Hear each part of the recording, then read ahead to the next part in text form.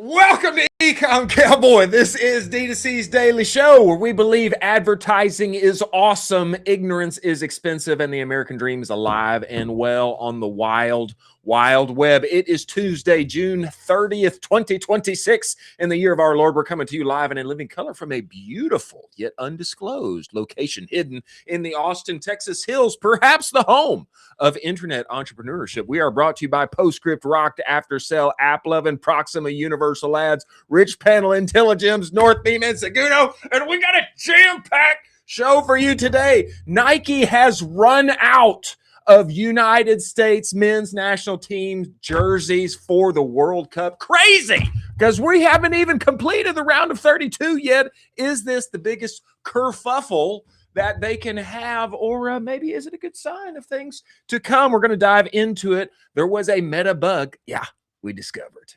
David Herman knew a week ago. Meta admits it today. It ruined many things for those on Prime Day. Sorry to say, we're going to talk about it. JCPenney apparently is still in business. I did not know this. They are closing more stores. I'm glad to know that they're still with us. They are closing more stores. Are malls struggling? Or is there a revival among Gen Z? And then how to get rejected by VCs. We're going to get into it. Ryan Alovis, CEO of LensDirect, is going to be joining us today. Evan Wiecha, Director of Strategic Partnerships at 829 Studios. And Jenn Orr, founder and CEO of Popoff, Better For You Soda, hailing to us by way of Canada, is going to be with us. As always, I am joined by my partner in crime, Colin Doherty. Get inside of here, Colin. Get in here. Let's go. What a day. What a day. What a day. And just to spice it up a little bit, not only joined here by partner in crime Colin Doherty, but the one and only TJ Bongiorno, founder of the Yapper, the outgoing company. Come on. Wow. TJ, wow. A lot to talk about here. So much. The news is fresh off the press, but before we get into it, brother, what is going on with the Yapper? I thought maybe you're getting in a fight with Katy Perry. Things happening there. What's going on? So I actually have to admit, when I first saw that announcement, I didn't know that was Katy Perry's company, and I just I chirped a little bit, and then I was like, "Oh, even better, great, awesome." But that was a learning from the comment section, which is great. The best part about X, I think. Also, both of you have yappers behind you. I love you. Always. I've always got a yapper right up here beside me. I did not drink it on purpose because I wanted it to stay. Whoa. I have to keep mine. Yeah. I don't want to. Before we get into Ecomm talk, I have to bring up something very important. Very important. You're bringing up the U.S. men's jerseys running out. Yes. Right? Yes. So I am a lifelong soccer player. Are you really? Lifelong video game player. And both of those things were so not cool my whole life. And now everyone's doing them and they're so cool and I'm mad. But I'm mad. Because I'm like, I had to go through all that. I had to hide this about myself. I had to, no one knew. I was going from soccer practice to play World of Warcraft and nobody knew. I hid it all because I wanted to get invited to places. And now it's like everyone's doing this stuff. And I don't know. This makes sense now why you got into D2C, because even though you've got this cool exterior, actually there's a kind of a nerdy core there hidden on the inside. It's the data stuff, dude. I'm also a video game guy. I don't really talk about it much. What you know about RuneScape lore? What you know about that life? So dude? I was your antithesis because I was a WoW guy always. Yeah, you were a WoW guy. 7th grade, there was an internet cafe by my house that my brother and I would go to, and the guy that owned its son showed me WoW. I think it was 2004, and my account that I still have is 21 years old. And it all started then. And then I played Counter-Strike CS 1.6. And I played Cal. It was only Cal Am. I didn't get to the highest levels, but I played. Yeah. Gaming is a gateway into e-commerce and making monies on the interwebs. It feels like that. Story of the day here. The current thing TJ, Colin, is Nike running out of U.S. men's national team jerseys? This story comes to us by way of Morning Brew. I am aghast because Nike has been they've been making moves. They've been having motion for the past few weeks. Now, here on the back of all the World Cup excitement, running out of jerseys. I read here from Morning Brew. Shout out to all the older siblings who are currently fielding more "Can I wear your shirt" texts than usual. Major retailers are almost sold out of U.S. men's national team jerseys. The Athletic recently reported Nike, the kit's manufacturer, may have underestimated demand. May have? Methinks so.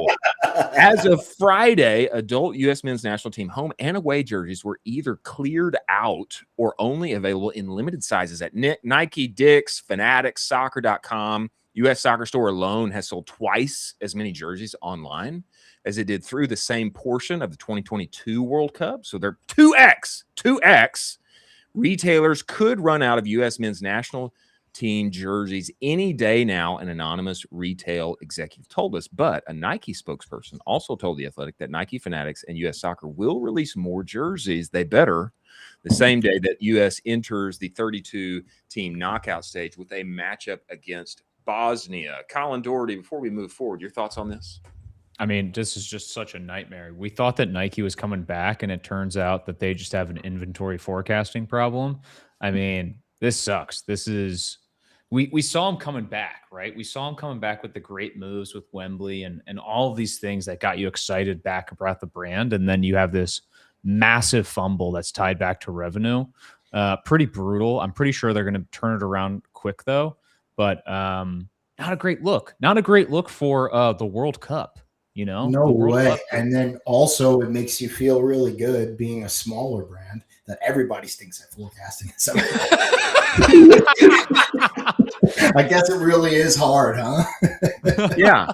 Ecomm is hard. Forecasting is hard. And what I will say is not good leading up to this point and this moment.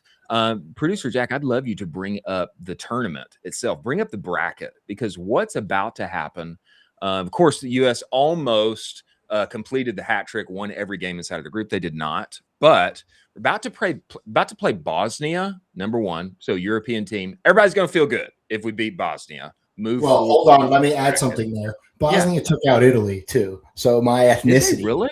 Yeah. Italy lost to Bosnia for a chance to get back in. I need this. That doesn't feel good. It doesn't feel good for Ecomm's favorite Paisan. I think it's not good leading up to this moment, out of stock. They say they're going to release more, but how more? Part of me wonders, like, why haven't they talked to Kaya Rhodes out of Anatar and learned how to automate these things inside the United States? Would somebody not pay more for a made in the USA limited edition, hotly available on the back of round of 32 Bosnia jersey? Methinks that they would, and not meeting the moment. Not meeting the moment. If we can beat Bosnia, okay, what happens next? Then we're going to play Senegal, I believe, is favored to win. Okay, third after that, if we can beat Senegal or Belgium, what's going to happen in the third round is we will play either Spain, who is favored to win the entire tournament, or we're going to play Cristiano Ronaldo's Portugal. That is what's going to happen in the third round. Okay. Dang. If we can meet that moment, how many jerseys do you think are flying off of the shelves? Like, this is a bigger deal than one thinks. And if we win that, then I think the whole sport is going to be called soccer from here forward for the next 4 years. I mean, it only makes all the sense. I mean, am I crazy? No, not at all. I mean, I just don't know if we have the distance to go the entire way like you think. I have said on this show, TJ, that if the U.S. wins the entire World Cup, I'll shave my head gladly. But I just don't think that's going to happen. I think we get knocked out by one of those folks. But I like Chris's excitement for them, and I hope that it happens, and I hope that we are that good. But I just don't see it happening. Yeah, I just we just have never shown the ability to keep going. I will say what you just laid out, Chris, it is a little bit promising, at least to go a little bit, especially if Portugal win and we versus Portugal. Let me preface what I'm about to say. I wore number 7 in high school. I had number 7 monogrammed on my cleats. I love Cristiano Ronaldo. Like, I'm a big fan. He's done. He's way past. I don't know if you guys have seen anything that he's been doing. He's been standing around people. No, it's just like, I love the guy. He looks great. He's rich as hell, but like, he's not. So from a USA point of view, I really want us to verse Portugal if we can make it that far. But we shall see. We got a lot of games to win before that.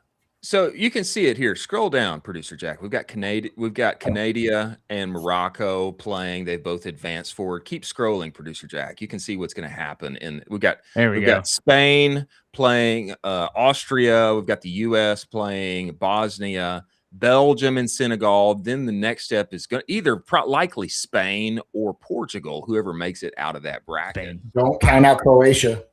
I just want to say this. I just want to say this from a marketing moment point of view.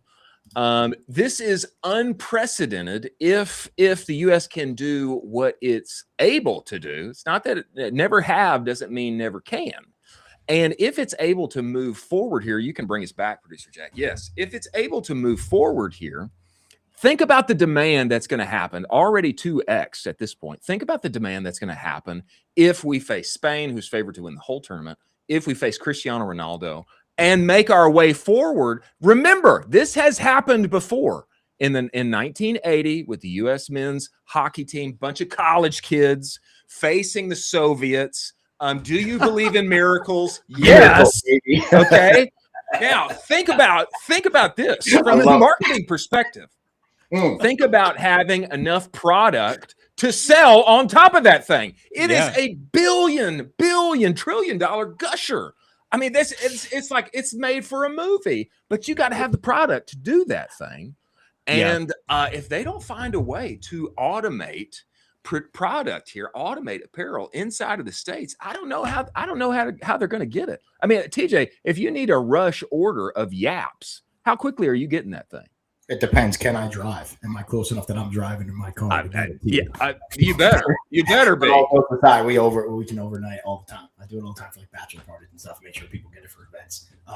Thank you for the plug. I appreciate that. But also, it seems like they need a lesson from Hudson. Maybe this will be a little delayed in your shipping and still sell them. It's a lot of revenue. Yeah, there we go. That's pretty solid. Just sell them. That's pretty solid. Just sell the demand, basically. Just ask for forgiveness after. Yeah. Why not? You're not going to get it before the tournament's over anyway, so you might as well just wait. Exactly. I like that. Mikey, are you listening? I like that even better. Just sell them and ask for forgiveness. If the U.S. beats Spain, I think Spain will erupt as a country, and we will be also erupting as a country because that would be unbelievable. That would be crazy. Yeah. And then, the demand on top of it for all those jerseys, for all the players would be unbelievable. So, I totally agree with you here. But you're asking for a miracle. This is a feature of the American mindset. Okay. This is a feature, not a bug. Anything is possible. And it's already been proven on the global stage. Now, hockey 20, 30 years later, 40 years later, the Kachuk brothers are punching people in the mouth, when the game opens. And so I think there's a moment here that I would like to see Nike capitalize on. We shall see what happens. But I like extra points for TJ here. Just sell it and ask for forgiveness afterwards. I like that. Even if you're forward about it too, it'll be fun. Sorry, I cut you off. Go ahead. Exactly. Moving forward to our stories of the day, ladies and gentlemen, let us talk about the one and only Seguno. Seguno is the only marketing suite that lives entirely inside of Shopify. What's that mean, Chris? It means your emails, your pop-ups, your banners, your reviews. It's all there where you already work and play every day. And it means you don't have to cede your trust to big email and it's over attributed data. With Seguno, your Shopify data is your email data. This is email 3.0. It's a big reason why they won the 2024 Shopify Build App of the Year. One-click automations, actual humans that can help you. Built for lean teams with big aspirations. Go and get the advanced Shopify segmentation playbook at the URL scrolling across the screen. Go talk with Seguno. They'll let you test drive that platform for free. Tell them Colin I sent you. They'll extend that to 30 days. Many thanks for Seguno being part of this show. Now, I don't know if this was important to you, TJ, but last week during Prime Day important for you? Prime Day, Amazon important for you? Potentially more than Black Friday. Whoa. Okay. Whoa. Yeah. You heard it here first, ladies That's and crazy. gentlemen. Okay. Prime Day, big deal. Big deal. Yeah. TikTok had their, deal for you days, etc. It's a big moment. It's a big moment. Etsy's trying to do their thing to compete with that moment. It's a big moment. Okay. In the midst of this, I just recently discovered this. The one and only David Herman had this to say during the middle of Prime Day last week. I read here. There was a Meta bug. On Tuesday of last week, our Amazon Prime ads went live on Meta. We do the typical using Amazon attribution links and drive targeted traffic campaigns to our Amazon listings. Within a few hours of those ads going live, we noticed that each link was driving to the website, not Amazon. Horrified. I thought we made a mistake. So I dug in, as David Herman does, and noticed that all the links were fine. No Advantage Plus features were on. Nothing should have impacted the delivery. Our Meta rep responded rather fast, immediately filed a support ticket. It's now been almost a week. Wah, wah. And after Meta did confirm there was a bug, we still have not received a single response from them on the issue since Thursday. We stressed, as my Meta rep did too, this was a short-term sale. So frustrating that the simple things, running a traffic campaign, are now broken at Meta too. The trust I have placing in an ad on this platform to do what I've set out to do is becoming more and more fractured, because there appears to be a black box where, despite you turning ad features off on the front end, seemingly do not in fact turn them off. This makes the job of the advertiser harder, because QAing ads now goes beyond the publish, forces you to hunt your ads in the feeds. Not only are we having to QA the creative issues that Meta seemingly keeps doing, but now we even have to see if Meta is actually driving traffic correctly. This type of stuff should not be happening at this company. Doesn't happen anywhere else, yet here I am on a Monday morning at 6 a.m. pleading to get a refund for something Meta, in fact, did break. You and me, we're the guinea pigs for Meta's AI stuff. May not always impact ad performance, but it does create bad brand experiences that are so important right now. Colin Doherty, your thoughts on this here? Do you think the boys are getting a refund? Absolutely no refunds are coming from Meta ever. You're never going to get a refund ever. Meta's the only company to basically rob you blind and then basically say, sorry, we messed up. We're not giving you any money back, but you got to keep spending. We got to keep spending, man. Keep rocking and rolling. It's just terrible. I time and time again, I say that Meta is just constantly filled with bugs. And I think that all people need to diversify the spend away from Meta as much as physically possible and make sure that they have a more sound go-to-market. I understand that Meta is the massive lever that is pushing a lot of businesses forward, but the way that they're operating these days in regards to consumer brands is just unheard of. Any other business that would treat their customers like this would be out of business or be destroyed by the Better Business Bureau or be investigated by the DOJ or something. But somehow Meta gets the clean, like, oh, you're good. Wow. It's fine. It's Wow. all good. Is it just out of necessity? Like, that's the thing, right? Yeah, like I think it's just because Totally. like, I think Zuckerberg has gone on the record and said basically like he doesn't really care about that arm of the business, even though it makes them so much money. Don't quote me on that. I'm just gonna, I think you're right. As an asterisk on there. The other thing that I want to understand, and somebody's probably going to be in the comments and say that I don't know anything about Meta ads for asking this, but like, how does Meta hallucinate the link? Exactly. How does that even happen? No clue. Confusing to me. It's very confusing. And here's the thing too. Let's say this happens. What does one do about it? That's what I'm saying. Other than like, David did the right thing here. Contact the rep. David's got the connects with the big boy reps that are going to respond. Be concerned as you are concerned. Actually know what's going on in the platform. Sometimes people talk to Meta reps and, turns out they know more than the rep. David's got the good connects. And, he does the right thing here, writing in, hey, WTF, like what's going on? Like it's Prime Day for many in our community, like the one and only TJ, bigger than Black Friday. it's important. I want Meta to send people to my Amazon, capitalize on the moment, etc. What do you do other than turn them off completely and try again? And the fact is that it may hallucinate the link again. Like that's, if there's a bug, there's a bug. And I'll say, like from David's side, and I've experienced this as a media buyer, being on the agency side, working with my friends' brands. I've experienced this multiple times. It's a sorry excuse to come and say like, hey, like Meta goofed. Like, no, that doesn't work for anybody. It doesn't work for anybody. Yeah, and so I don't know. I don't know what people do with this other than, raise the voice and then eventually, honestly, like diversify the spend. Like I don't know what else you do. No, and can I add something in, a little anecdote in here? So something that I use my voice to talk about is there's not a lot of content for like 1 to 10 million in revenue founders, right? Yeah. Everything's like before then, or like I'm 9 figures, this is what I do, right? And I think with not just Meta, this is very much so the case with TikTok Shop as well. A huge issue is like if you don't have the revenue and the spend, you can't get an account manager, but you're still spending real amounts of money. Right? Yeah, I spend hundreds of thousands of dollars on Meta, and I don't have a rep. Yeah. The only reps that I get are either through friends that hook me up or through agencies, right? And like, that's okay, but it's all of this is so crazy because like I am spending a not little amount of money on all this, right? Like life-changing amounts of money for people, and I still can't get in. So I can't even imagine what it's like when you get up to these huge numbers that 9-figure brands are doing. And as we just looked at it in the tweet, right? What people are trying to do. It's just crazy to make it happen. Crazy. It is like crazy.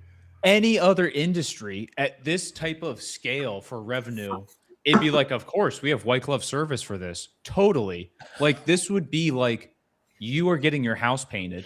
A painter comes in, they paint the entire wrong room blue. And then you're like, hey, that was the wrong room. And they're like, yeah. And you're like, are you going to fix it? They're like, no, you just got to keep like giving us money. What do you mean? And you're like, what are we talking about here? You painted the wrong room. Yeah, but you got paint. Like, yeah, they're like, you got paint though. You paid for paint. You did get paint. That's true. You did get paint though, right? Got the paint. Let's keep moving on. Yeah. All right. That's our bad. Maybe. That's our bad. Maybe. Ish. Maybe. Ish. Hard to say. Okay. I have to check, but we can keep painting. I think that's the best move to go with. Yeah. That's a rough reality. And this is a great point. There's a certain strata that the majority of founders, operators, marketers are working in, and they get the least love. There's a lot of content on starting drop shipping, getting going, all of the things, just getting off the ground. Ton of content for, hey, we are the biggest and the brightest, and look at how incredibly we are. Not that much for the messy middle, which is where a lot of us are living and swimming and frantically moving forward. And it's every day, ain't it? Yeah, exactly. Dodging those hooks, dodging those meta bugs, exactly. Squashing those bugs, following David Herman's tweets. Exactly. Well, I think at this point, David has raised the voice. Probably no refunds coming, but time to diversify and find another way. Moving forward here, JCPenney closing more stores as malls struggle. This story comes to us by way of Fast Company. I'd just like to ask at the outset, I was not aware that JCPenney's still around. Were you guys aware that they still exist? Yeah, let's close all these bad boys and turn them into escape rooms. TJ, did you know paintball facility? Did you know JCPenney still exists? The reason I know is so funny. It's just because that's where people do all those like stupid photo shoots when they troll. Yeah, and, that's true. That's the only reason I knew they exist is when people do like cringy photo shoots like as a joke on social media. That's where they go. JCPenney. I have been of the mind that the mall is going away, and maybe this is just my kind of archaic millennial longing for yesteryear and living in the suburbs and having kids not going to the mall now. But apparently there are other voices here that say, among Gen Z and among some other groups, the mall is reviving. Fast Company has this to say: depending on which trend piece you're reading this week, America's shopping malls are either dying a gruesome death, New York Times, end of 2025, or experiencing a Gen Z-driven renaissance, Q1 2026. While it's true that the complexities of retail don't necessarily lend themselves to simple narratives, what's undeniable is that many shopping malls around the country are suffering from some combination of low foot traffic, high vacancy, aging infrastructure, changing in shopping habits. Few companies have felt these shifts more acutely than anchor department stores such as JCPenney, a retail chain once so familiar in American shopping malls that it would have been hard to picture a mall without them. According to a review of local media reports, online review platforms, JCPenney's own store locator tool, several locations have closed or are expected to close this year, including a few high-profile locations, such as a store located in Chicago's Ford City Mall, as reported by the Chicago Tribune. JCPenney had fought to stay open there, but the mall recently closed earlier than expected due to safety concerns. Location was JCPenney's last store in Chicago. The last JCPenney in Chicago is gone, which I think that's where they're from. I think I could be wrong on that. I think that's where they're from. Anyway, there's a whole slew of these that are already closed: California, Florida, Illinois, more closing in Pittsburgh, etc. No more stores in Chicago. I'm interested in this trend simply because, and you can bring us back, Producer Jack. I'm interested in this trend simply because I do think there is something delightful about shopping in store, and even Shopify is innovating on this, allowing people on Shopify now to, you buy on store, your customer can simply go, if you got a retail location or somebody that sells your wares, they can just go there and take your stuff back. I've been of the mind that the mall's going away, but apparently with Gen Z, it's very hot. They can actually be with people in a physical world, not just in a digital realm. JCPenney's closing, but we also have other stories like Bill Rahm at Baseball Lifestyle. They're opening their own stores now, and those stores are thriving. Thoughts here on the revival or degradation of retail? What's going on there? Any thoughts on this, gentlemen? I am of the same opinion as you. I love the mall. I don't know what that says about me, but I love it. Like when my son was born and when he was young, there was especially when it was cold out, he was born in November. There's only so many places you can take a baby to walk. I would to go to a mall around here and do a little window shopping and get a coffee, do a couple laps and walk with him. I love that personally. I also had another thought on this. Do you guys think that if this has a revival, and by this I mean in-person shopping in retail locations, somebody comes in PE backed or whatnot and tries to do another Macy's or another JCPenney? Oh my gosh. Is that something? No shot. No shot? No shot. I think PE absolutely hates it. It's not quote unquote sexy enough for PE to get too excited now with everything AI, all of that jazz. They've been funneled HVAC for the last 3 years, so they're basically topped out at that at this point. But I don't think they get involved. I hate them all. Oh my God! You can't get me close to a mall within 5 miles of a mall. They should strip down this JCPenney, gut the whole thing out, turn it into an indoor Topgolf, all season Topgolf. Every location in the winter in Chicago, it's snowing, I can still get Topgolf in because it's indoors. Let's go. That's a good idea. It's a good idea. I think there's something to this. I think the mall needs to be reinvented, and these kind of older JCPenney, giant anchor department stores. It's just so 90s, and we so don't care. And that's proof of people not showing up with their dollars and with their feet. People vote with their wallet and with their feet. But I do think there is a way to reinvent this, like you're saying, Colin. Give it some kind of interesting experience, or do the Target play and bring the internet's hottest, TikTok brands, the internet's hottest D2C brands, and give them a cool place and space that younger millennial families and Gen Z singles can go to and frequent and shop. And I think there's a way to reinvent this that is invigorating. It's exciting. It has tactile, exciting experiences to winsomely participate in. But the mall of yesteryear, where it's the 90s and nothing's happened there except Auntie Anne's moved in and a jewelry shop that you don't want to visit. That I think is gone. That I think is going the way of the dinosaur. It has to become an indoor downtown. Like that. Yes. Like if you have like a Lifetime, a WeWork, Collins idea, like it has to be somewhere that people want, like a third place, right? Yeah, so exactly. If it becomes a third place, I can go work out and get something to eat, and then maybe shop and do whatever in between. Like you're recreating for the suburbs what city folks have in a walkable city, and it's just a place that I can go drive, get everything there. Like that's what it has to be. Oh, that's juicy. That's juicy, TJ. I like that. It still has to smell like Auntie Anne's though. It has to. You have to keep the smell. Yeah. Just through the vents, like a scent through the vents.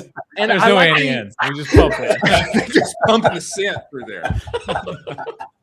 I like this bougie thought too of like a fancy gym, people are going to sauna, and here's the thing. I don't want to get like run over by a pack of like wild junior high boys like I was when I was that's what I like. I just don't want to be run over by a wild pack of boys.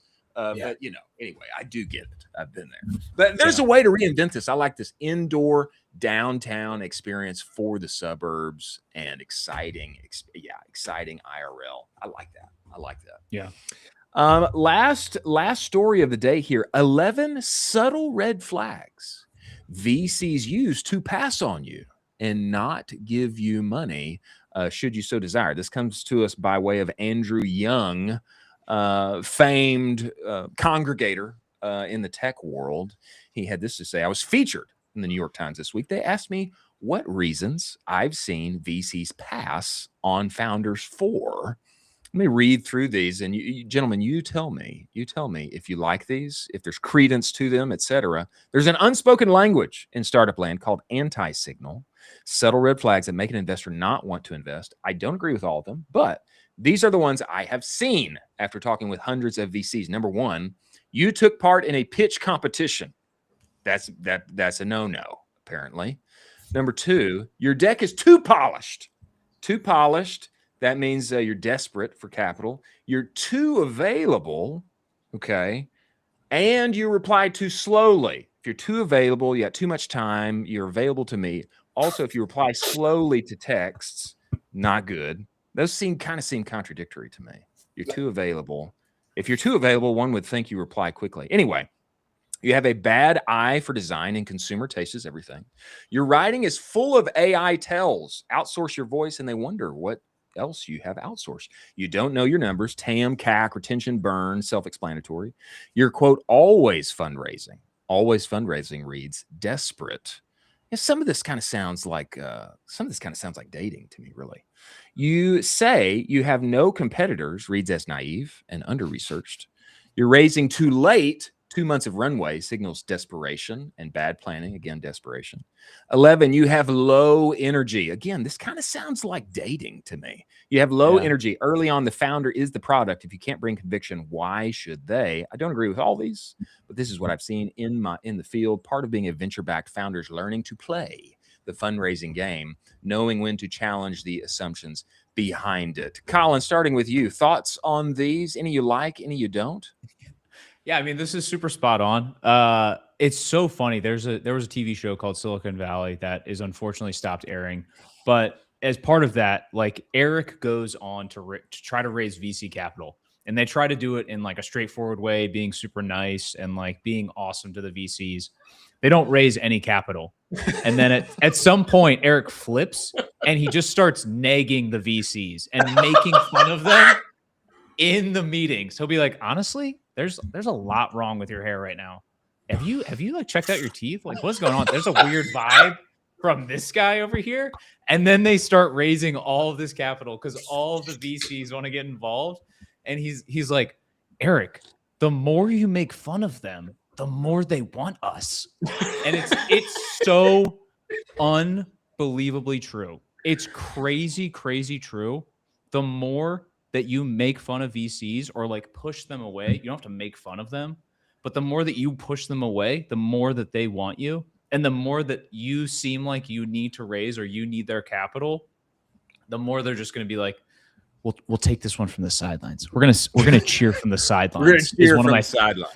One of my favorites. We're gonna cheer from the sidelines. I like you. I like you as a friend. Is what that sounds like. I have nothing nice to say. First off, I'm going to preface that I have nothing nice to say. Second of all, what I'm about to say, Colin, what you just said is unaffected. Like, this is what I was already going to say. I read that as a short fat guy saying why they don't date models, right?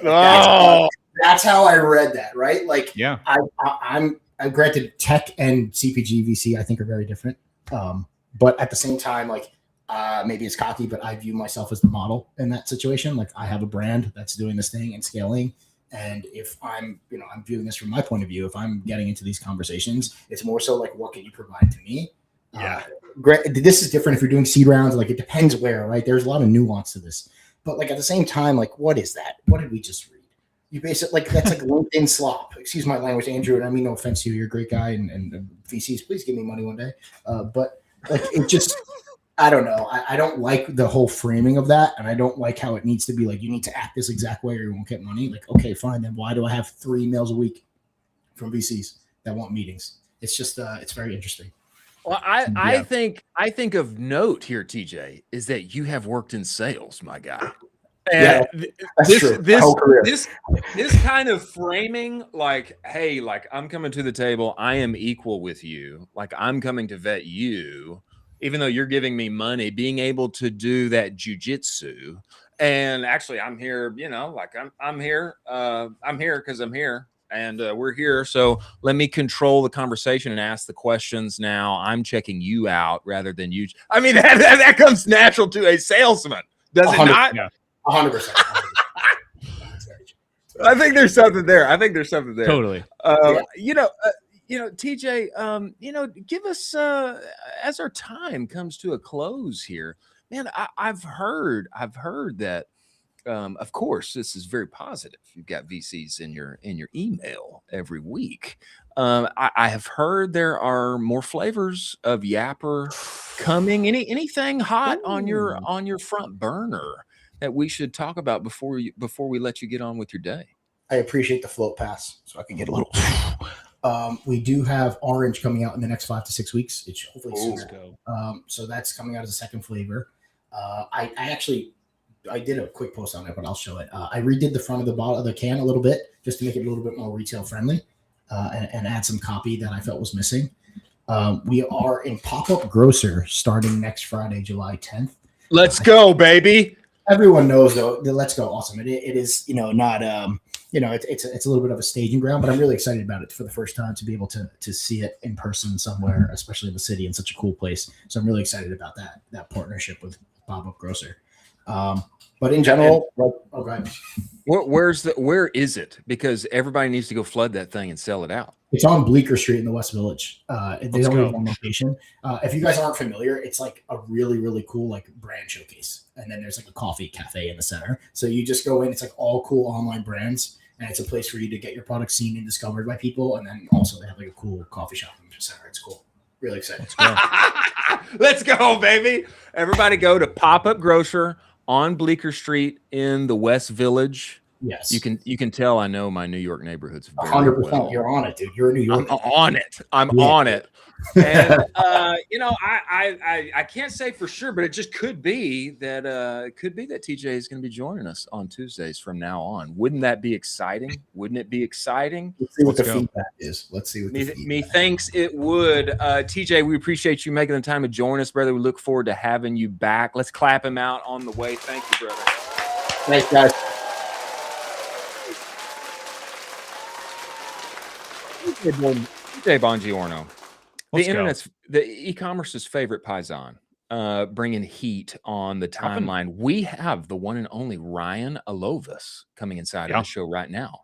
Founder and CEO of the Stella Group, CEO of LensDirect. He has got lore with this company. Okay, I think it was started by his great granddad. If you've been on the internet, you know LensDirect. Okay, this business is huge, and they're crushing in the eyewear, eye care space.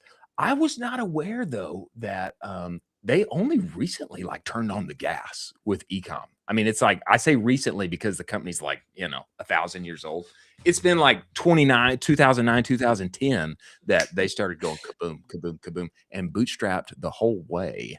Before Ryan comes inside of the show, ladies and gentlemen, let us talk about IntelliGems. What is the next big idea you have to change your business? Is it a price change, adding subscriptions, maybe a new bundle strategy? Discovering and testing those high growth opportunities is exactly why IntelliGems exists. It's AI-powered testing platform that helps you find the changes worth making and drives revenue to your bottom line. If you're looking for your next big idea, they have you covered. Go to intelligems.io/audit. intelligems.io/audit. In just a few minutes, you're going to walk away with 3 ideas that you can test today. AI-powered audit, completely free. Go to IntelliGems. Tell them that we sent you. Many thanks for IntelliGems being part of this show. Now, woo! Another goated operator, an entrepreneur from the city, from Gotham City. Okay, hailing to us by way of New York. The one and only. The one and only. We must welcome inside the show Ryan Alovis, CEO of LensDirect. Ryan, get in here. We need you in here. Oh, what a powerhouse intro that. We do our best. We do our best for people like you, Ryan. Welcome to the show. We appreciate you making the time. Say it again. Your best is good enough. That was great. Let's go. That's great. Let's go. That's great. Okay, Ryan, I have been reading up on you, man, and LensDirect, which I feel like for those who don't know, I've been aware of you. I've been aware of LensDirect for like ever. I have just always assumed like this company's crushing online always. Man, but the more I've dug, the more I found out like it was really you getting back in the seat, buying the company back, and then let's say, hey, let's scale this thing online. If you would, man, I'd love you to paint the background on this story and Google Earth out for everybody. Tell us about, man, your family, LensDirect. Give us the whole shebang. Bang! I'll give you the shebang. You deserve the shebang. Okay, let's go. So I grew up in the optical business. My dad was in the optical business. My earliest memories were handing out brochures and flying 35 little pipsqueak. And you even go beyond that. My grandfather, my great-grandfather, we've been in the optical industry for over 100 years. My great-grandfather was selling frames out of a pushcart on Delancey Street in the Lower East Side. Wow. And and that was right off the boat. This wasn't like some thoughtfully executed situation. Off the boat, needed to make money. He saw people were buying glasses, so he got a pushcart. Yeah, I mean, you jump over 100 years from now. I basically, as I grew up in the space, and I was standing on shoe boxes, working the register, and this was deep New York. This was New York. We were a couple blocks from the Empire State Building. I could still smell the lenses being cut. My family store, Optical Exchange, was one of the first stores to sell contact lenses in New York. There's a lot of great memories. So it was embedded in me. I don't want to say this entrepreneurial sort of mission, but it was embedded in me, the world of commerce. And I definitely fell in love. I developed some level of social IQ from being there. But you get to 1992, my family starts LensDirect. We have the store, and LensDirect is launched super early. I mean, this was for any other player with space, and it was a mail order contact lens company. You get a brochure in the mail. The manufacturers that was not a well-received business in 1990. So the business kind of like moves along in this uninteresting path, right? It's now 2000, and I'm still in college. I just graduated from Indiana University. My family sells LensDirect, and this was massive. It wasn't like, wow, the Alovis family, we could finally put our shoes up on the desk and just we were not drinking Mai Tais on the beach. Basically given away with the expectation that the buyer, who's a well-known group, they had a big vitamin company, would take it and expand upon it, and they did not. Oh, So I'll tell you sort of how I got LensDirect. It's 2006, as I said. I'm in Indiana University. Indiana University. I just graduated, and I started a company called Magazine Discount Center, which was the least sexy business you could ever create. It was selling magazine subscriptions on the internet, print magazines. So it's now 2006. I start Magazine Discount Center. I bootstrap it. I think I'm given a few pennies and a seat in the back of my family's call center.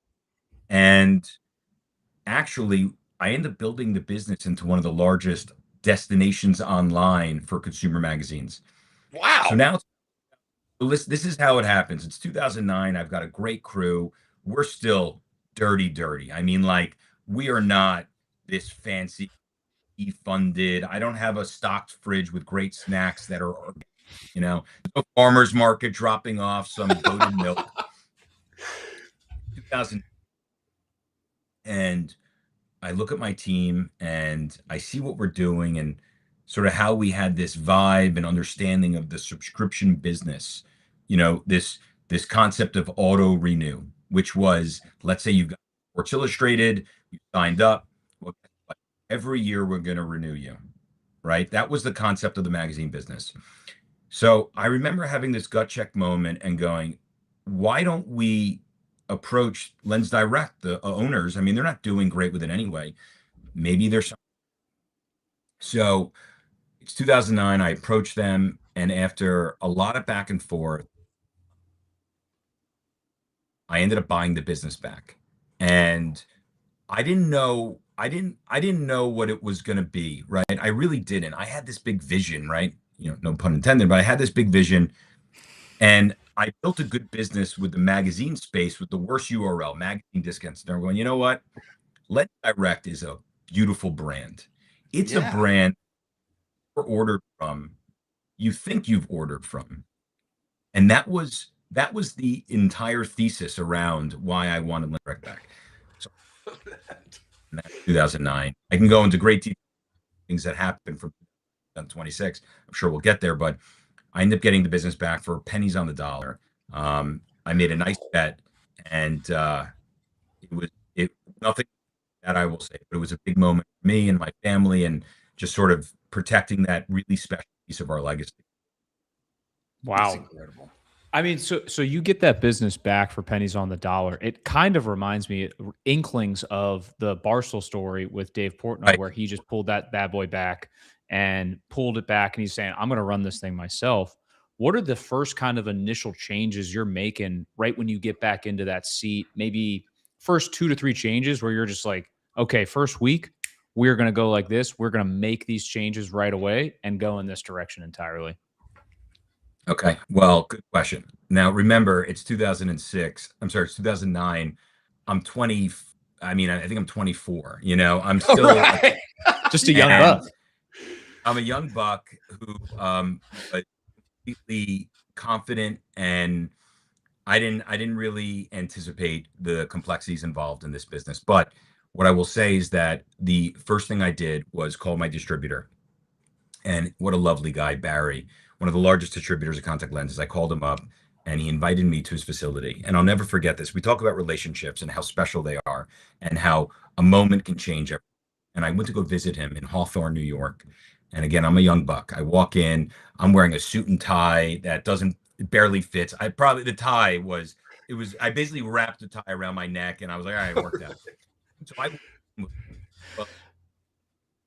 and what Barry ended up doing was giving me this thing that I did not know much about at the time. It's called terms. LensDirect was paying for their contact lenses COD, on demand, right? So every dollar we had was going right into product. So the first thing he did was help me with payment terms, right? Suddenly I have a little bit of cash that I can utilize. That was the biggest thing. And I didn't realize how significant he did was he gave me better prices. Those two things changed a lot, but I want you to I'm painting a good picture for you. It was me and Marie. She worked with me at the time. It was the two of us doing customer service, programming, marketing, shipping, packing, returns, and all the other things. So those are the two things I did almost immediately. And was it enough to get us moving? Barely, but it was enough to change the course a little bit. Wow. Man, so I find this fascinating, Ryan, and I find it to be like so true to the like nitty gritty nature of D2C e-commerce. Is like the fact is that it's blue collar esque in the sense that a lot of times you take this thing over and you may have the title of CEO or founder. Really, what you're doing is everything. You're packaging things. You're driving it to the post office. You're driving out the way and you're talking to your manufacturer like, "Hey, can we work on these terms?" And then you're turning around, you're fielding calls. Like this is like the real nature of this. My understanding is that you guys have bootstrapped this thing as you've gone all the way. Is that the case, Ryan? So little perspective on the way that I've always functioned. I've bootstrapped it. We sold it to Time Inc. in 2015, which put me in a good position to really reinvest in the LensDirect and help make it what it is today. But LensDirect has never raised one single penny of outside investor. I own the business. There's no debt. We're profitable. We're growing like crazy. And yeah, but I just want to also make clear, I did not raise money because, like, you know what? I know I'm going to be 40 something years old one day and I'm going to want to own the business and make the calls. This was pure, like, I don't want to say grit. It was pure ignorance in a way. Like, I'm like, failure was never an option. Never an option. I just went to work every day and tried to do the best I could. And raising money in 2009, 2010 was not the same as raising money in 2018 and 19. And it wasn't a thing. I'm being honest. Like, yeah. A little bit later that suddenly you had TechCrunch and Business Insider, and every day you're seeing this guy and this girl raising $20 million at $1 billion valuation. It wasn't something that I knew really existed. So it wasn't even something to consider any sense to you. Yeah. No, it does make sense. Go ahead, Colin. Ryan, I would love your take on this because I feel like you would give a totally interesting perspective on this. Chris and I have covered a lot of the tech giants are now coming out with these specs. They're coming out. We got Snapchat coming out with specs. We got OpenAI coming out with glasses. We have Andrew Palmer Luckey coming out with like mission control glasses. I would love from your perspective, because you are in the thick of it, you are building a beast. What is your take on all of that and how they're executing on that? Because transparently, the markets absolutely hated the Snap kind of, the launch of all of that and how it looked and everything. Yeah. Well, listen, there's a time and place for every product, right? And Specs was super early. So you got to give them a little bit of credit that they gave it their chance. They gave it a shot early before anyone got the space. But timing is everything. Back in time, you look at products that came out and failed, and then suddenly the right one comes along and knocks it out of the park. I think what Ray-Ban is doing incredibly well with Meta is they've bridged the gap between fashion, functionality, and technology. And again, it's 2026, so you have access to all the wonderful bits of the fastest technology and all the resources of the world. Do I think it's going to be a crowded space soon? It's definitely going to be a crowded space soon. Do I think that what Spec did wrong and right early on was clear? I'm not going to knock on them today, but I don't think $2,200 for augmented reality frames, there's a really good fit there. I mean, we could all look at that. That's probably a little out there.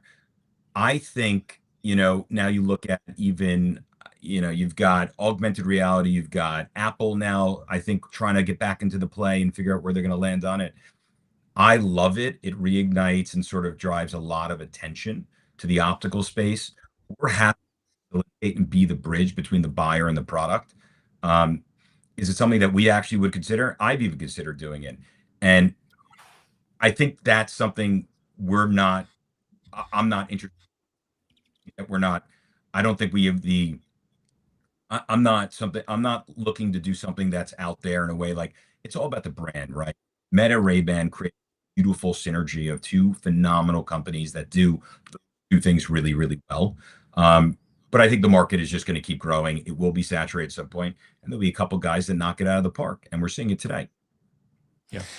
Double click on this for me, Ryan, because I know since you reacquired the business and since you guys have been growing, you and Marie, but I know it's more than you Love and her. Marie today. Love her. And tell me like how the business has transformed, because man, my knowledge of you and my knowledge of the brand has been exactly what you said. As soon as at any time I've heard LensDirect, I've just always had the thought they are like a giant, I'm sure my mother like bought her contacts from them, and like there's something about the name.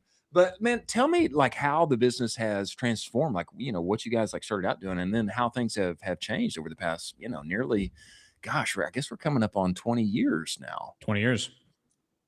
They more almost. I mean, the business again, 1992, and from 2000. Yeah, you're right.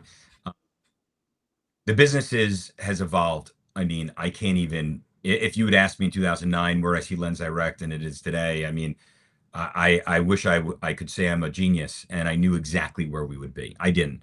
I could tell you that the things that we've done, where we originally started as just this, get cheap contact lenses delivered right to your door. That's who we were, right? We were a legacy e-com company, knew who was behind it, because I think the name inherently is the gift and the curse, right? LensDirect is a company that sounds like, one of other legacy driven e-com companies that I don't want to say lacks soul and story, but it does. It did. And I think 2009 we were a contact lens company where you'd get your product at a cheap price. Where we've gone and where we are all-encompassing online vision care retailer that has and today is different than what you're going to see in 2 months. We are about to go through the largest rebrand we've ever gone through in the next 2 months. Whatever you see about LensDirect and the feeling you get when you hear LensDirect is totally different than what you're going to experience in the next few months. So like, originally we're a contact lens company. You've got low margin, right? We are unique in the sense that we are competing with every single optical store in the United States of America, plus every online retailer, plus the big box retailers. We are in the only industry that is driven combining medical with fashion. So, a big, but contact lenses is a good business. But we think that we could be in a better business by building an optical lab and going into the eyewear space. So 2020, it's January, February, we're a month before COVID. I get this very expensive machine that I could barely afford delivered to my door in New York in our lab. I mean, it was a closet. And get this machine and COVID hits, and I'll tell you, it was unbelievable how things just work out. Growth suddenly, if you look at obviously any e-com company, you've spoken with others, it was not normal, the surge we saw. I mean, it was like a 5x growth in revenue. And suddenly we were in this position where we were like, all right, listen, it's not even about the business anymore and getting money. It's about servicing the customers.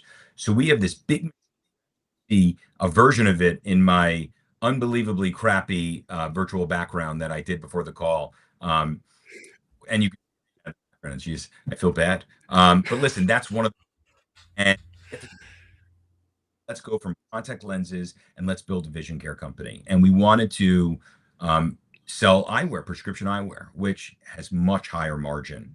So we made this grand bet in 2020. And that's, today we are the recipient of a lot of really good decisions and good timing.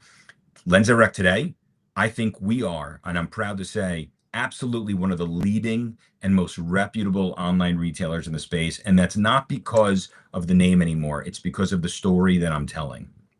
It's because of, being a CEO that really cares a ton. And I'm engaging with the customers. I am in every video you're going to see on Instagram and Facebook, and I don't hide behind anything. And I think there's a lot of value in the hands-on, CEO that's going to just be out there. I mean, and since we've gone from 2020, we've launched our own brand of eyewear called Delancey Street, paying respects to my eyewear. I had the worst vision growing up. I wore glasses that were the size of your cowboy hat.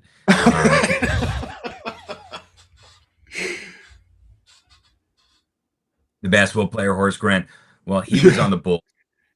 That's what I would wear to play sports. So we launched this beautiful line of eyewear for kids called Lolos, which is what my friends call me. We've launched this incredible app that has augmented reality, virtual try-on, PD measuring technologies. And that's just, I mean, I can keep going. We are relentless in our pursuit of opportunity within the space that we're in. So we have changed a whole lot. We're totally different. That's incredible. That's incredible. That's unbelievable. Yeah, that's unbelievable. Wow, that really paints a picture of where things are going here, Ryan. That's fascinating. That's fascinating. I would not have thought. I would not have thought that, you guys would be developing apps and, and enabling the virtual try on and the kids line. I think that's so smart. Ryan, tell us, and we appreciate you making the time to join us, brother. Tell us, like, as the rebrand is happening, man, as content's like going out, like, where can we find you? Where can we follow you along? Like, how can we stay engaged with what's going to be coming out here over the next couple of months? Just hang on to LensDirect. Go to the website. You're going to go to our Instagram. We've got this really big change. So I'll tell you the biggest part of what's about to happen. LensDirect in the next few months is going to be a heritage-driven vision care company with pictures. You're going to go to the website. You're going to get the feeling that you've known my family. You're going to see us. You're going to see the old photos. You're going to see the storytelling, the design, and the way that we're looking and telling the story of optical. We are not selling just eyewear anymore. We're selling fashion eyewear. We want people to feel like they could go to LensDirect and they could buy the most beautiful pair of eyewear without spending a whole ton of money. And I think that's what's about to happen. A lot of, our business, and it's unique, like new lenses for your frames. Let's say you don't want to go out and spend $500 on a new pair of glasses. Well, send it to us. That is one of the most interesting spaces that I am thrilled to be a part of. And we're doing at the, so LensDirect, and what I want to make super clear is we are allowing this country, this amazing country, we want to give them an opportunity to see their way without getting taken advantage of, and keep that the whole thing, man. We want the family vibe, feel good and feel proud and excited to be a customer. Man, I love that. I love it. I love it. I love it. Everybody go follow LensDirect on Instagram, lensdirect.com. Ryan, incredible, man, how, your family, old school business, legacy Ecomm, buying it back and now, man, transforming it for 2026 in the future. Man, we appreciate you making the time to join us, and we look forward to following along and having you back, brother. Thank you, man. Thank you so much. Awesome.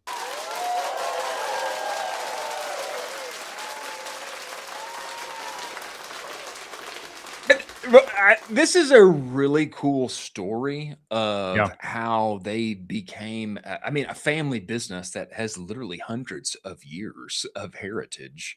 Crazy. And then like transitioned into e-commerce, legacy Ecomm, started out with mail order. Okay.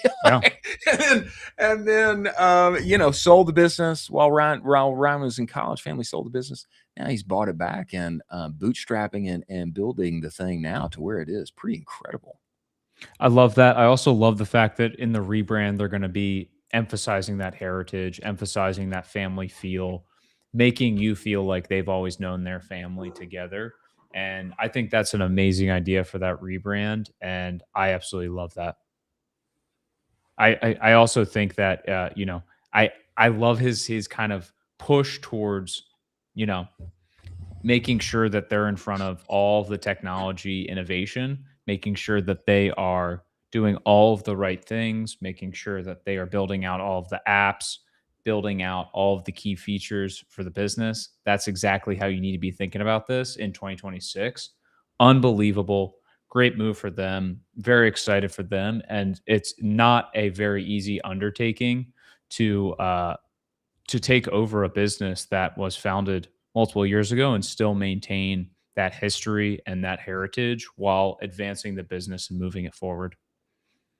Yeah, I think it's fascinating that he has dabbled with this whole thought, like, hey, maybe we go AR, baby. You know, like maybe we build glasses, you know, maybe we get into the game that you know, that Evan at Snap and Zuck at Meta are playing. I think very interesting that he would even think about that.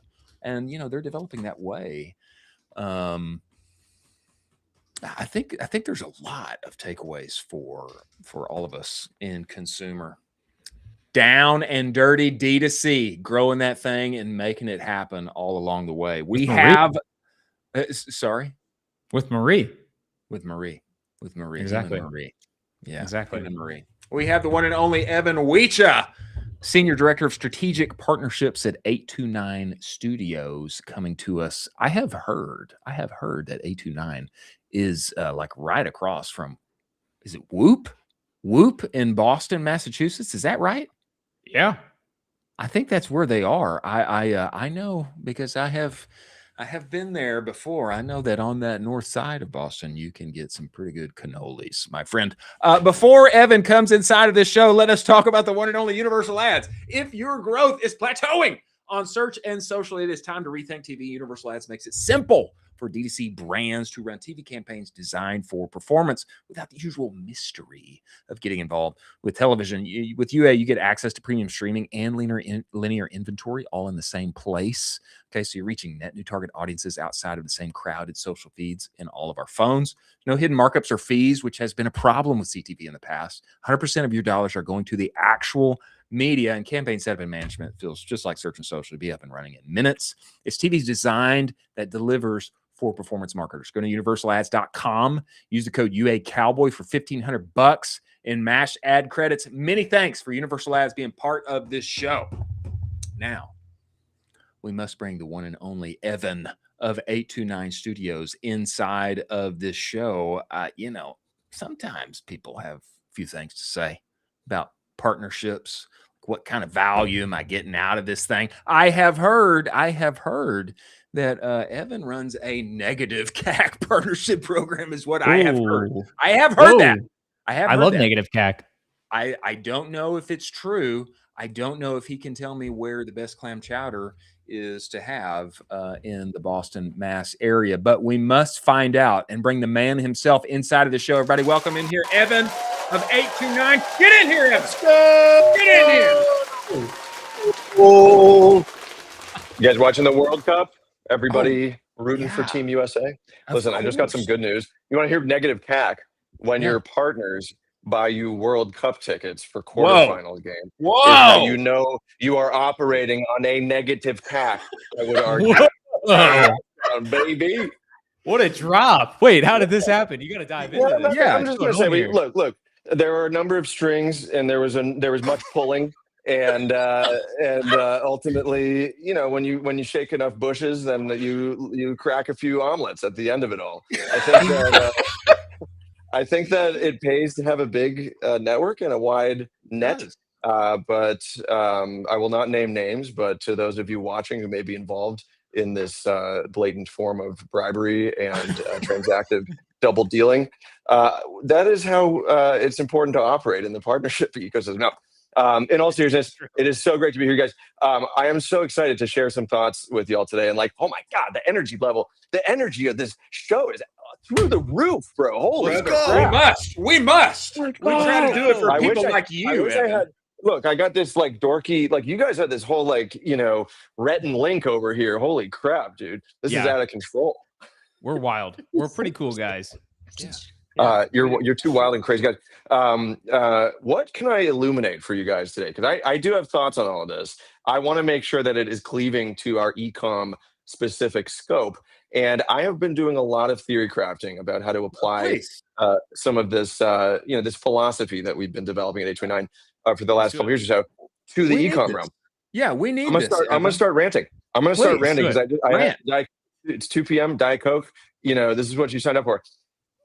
There's two concepts that I want to share with you guys today. One is revenue operations, and what does that mean? How is it relevant to what we're talking about today? And why do most people say that term without really generating any revenue? That's a problem.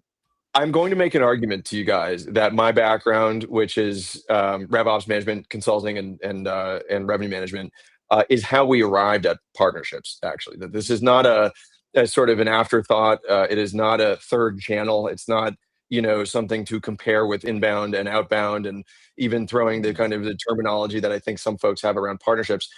Has obfuscated to some extent the value of some of the relationships that we've been able to kick off. And I'm going to end with an argument about how it actually is pretty achievable to reach a negative customer acquisition cost, especially as it relates to e-commerce. Whoa! That's a tall order. That's a tall order, Evan. I'm going to say that as a representative of an advertising agency that does run acquisition campaigns, and we spend astronomical paid media budgets for our clients. We run SEO, we do public relations, media strategy, we do everything in between all of these channels, CRO, web dev, you name it. But there is a third leg of the stool that a lot of brands are sleeping on, which is a little closer to my philosophy of doing business, which is even relevant to Boston. Because I don't know when this happened. I'll just get right into it. But maybe a couple decades ago, I can't even remember. I probably should have prepped this. There's a book called Winning on Purpose that came out about Bain Capital's development of the Net Promoter Score. Yes. What is this metric? Why does this matter so much? And how come nobody even gives a shit about it? There's a very clear reason for it. It's that it is slept on as a top funnel, kind of a sentiment analysis to do brand surveys and kind of throw it back to the marketing team and kind of treat that as a general barometer of how well our company's doing. If you ever get an email that says, hey, on a scale of 1 to 10, how likely are you to recommend Evan to a friend or a colleague? By and large, you're not going to highly recommend. You're mostly not going to answer it. Go straight to spam or whatever. But that framework was developed by management consultants in Boston for a very clear reason, which was that they couldn't quite figure out why referrals were happening for some folks and why it wasn't happening for other folks. I would argue that driving performance for our clients or driving really good results on e-com channels that we're running, even if we're brand side marketers or performance folks in-house or consumers, even you might argue, are all privy to a metric that we never directly measure for ourselves, which is how much we are delighting our customers. There is no Google Ads section on customer delight. There is no Google, there's no Google Analytics about, how much somebody loved your homepage. There are barometers of it. There are metrics of it. We can measure bounce rate. We can measure the time spent on pages, heat map it and everything. But ultimately, a lot of this kind of Zuckerbergian measurement tactics fail to see the forest for the trees, which is really just how much do people enjoy our brand? What is it? It's not what you do. It's how you make people feel. How do people talk about us when we are not in the room, as Jeff Bezos, I think, said at one point. I think my thesis for the last couple of years has been that this is not an afterthought, and that if you actually optimize for Net Promoter Score, which in the kind of the context of revenue operations is the last life cycle of a customer. You acquire them, they become aware of your brand, you kind of move them through this process of retargeting and awareness. They hit the landing page, enter the email address, whatever. They get 15 emails from you guys over the next couple of years or so. They finally buy a product. And that's where most of our marketing funnels end. We've bought a customer, whatever, like they're in the database, we retarget them, nurture them or whatever. RevOps as a discipline has been pretty clear over the years about adding a second funnel to the life cycle of a customer. They call it a bow tie, if you want to envision that, instead of a kind of dropping through a funnel. Oh. What really ends up happening is that, I make a purchase of your product, and then there are additional phases after that. We want to expand our relationship with our customers. We want them to come back, buy more products. We want them to feel so good about it that they essentially never churn, and that the LTV of a customer obviously far exceeds the acquisition cost of the marketing spent to retarget them and do billboards or whatever. We have a trillion softwares. We have a trillion softwares that we use to measure all of these metrics, all the way through the end of this customer journey or life cycle stage.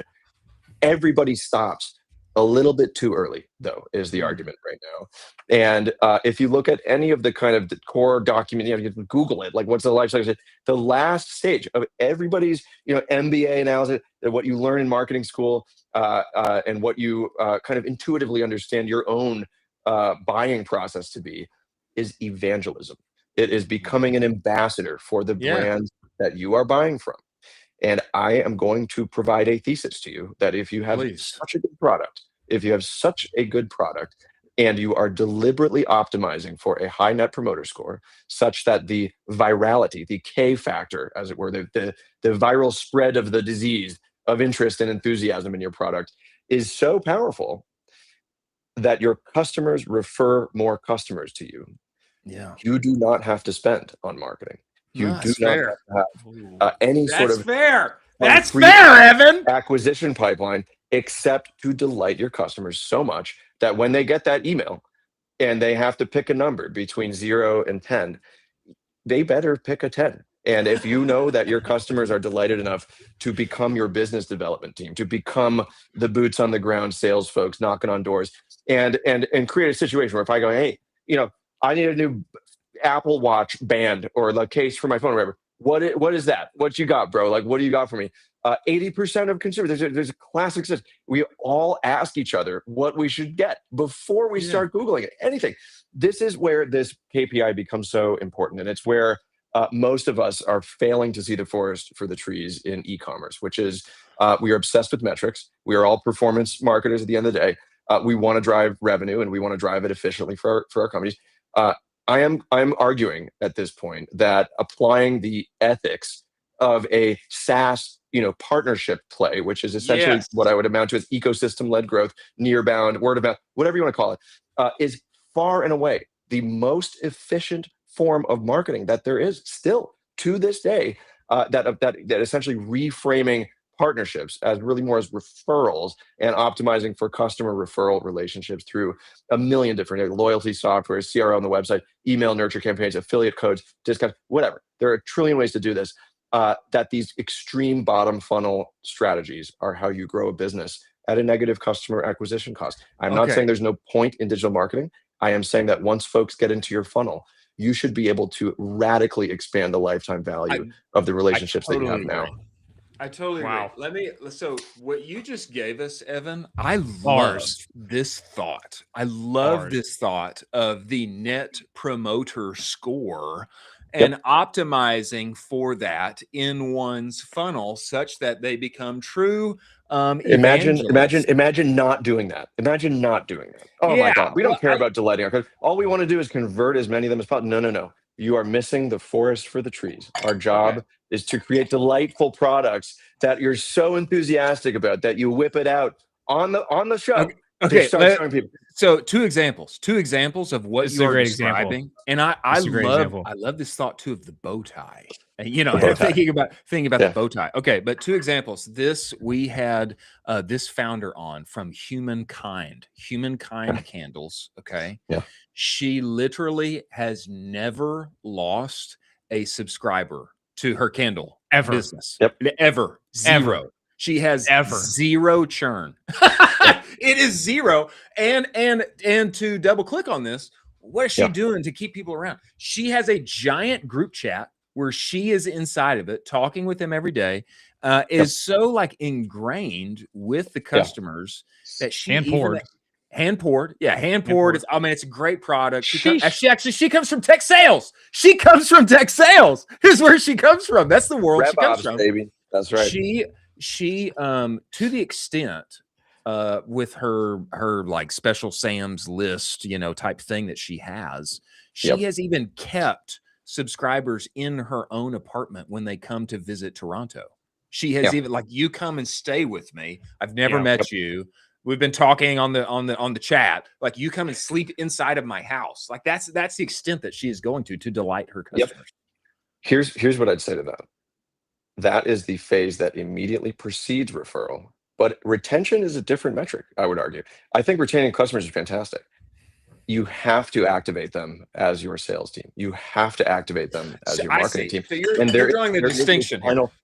So I would never knock a founder for having their customers at their house. Your customers write the best copy. Everybody knows that. Talk to them, invite them in, learn from them, iterate quickly, etc.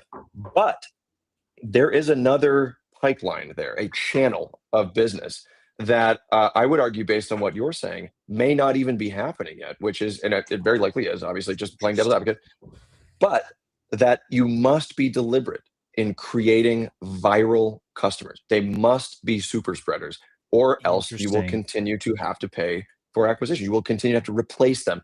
Retention is great. I want to retain all my business. I also want to grow my company, though, at the same time. And I also want to have a situation where if I leave, we're doing such good work that our customers are so happy that if I leave, we can essentially continue to grow on autopilot. Okay. And if we are exclusively focused on retention, my argument is that is, generally speaking, one stage earlier in the customer life cycle. That I agree with you. Sticking with you. But am I pulling in all my family and being like, yo, these candles, bro, like, you have to have this freaking candle?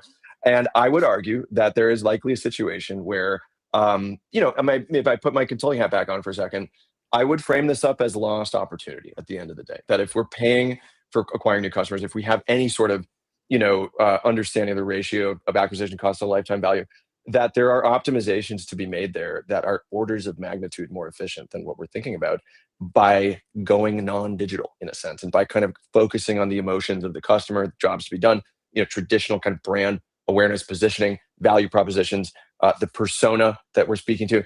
And I think what I would want to see is coming out of all of that is that all of those people should themselves be creating more candle consumers out of that. And that's how I would measure this initiative like that. Okay, so let me describe to you where I have seen what you're describing happen.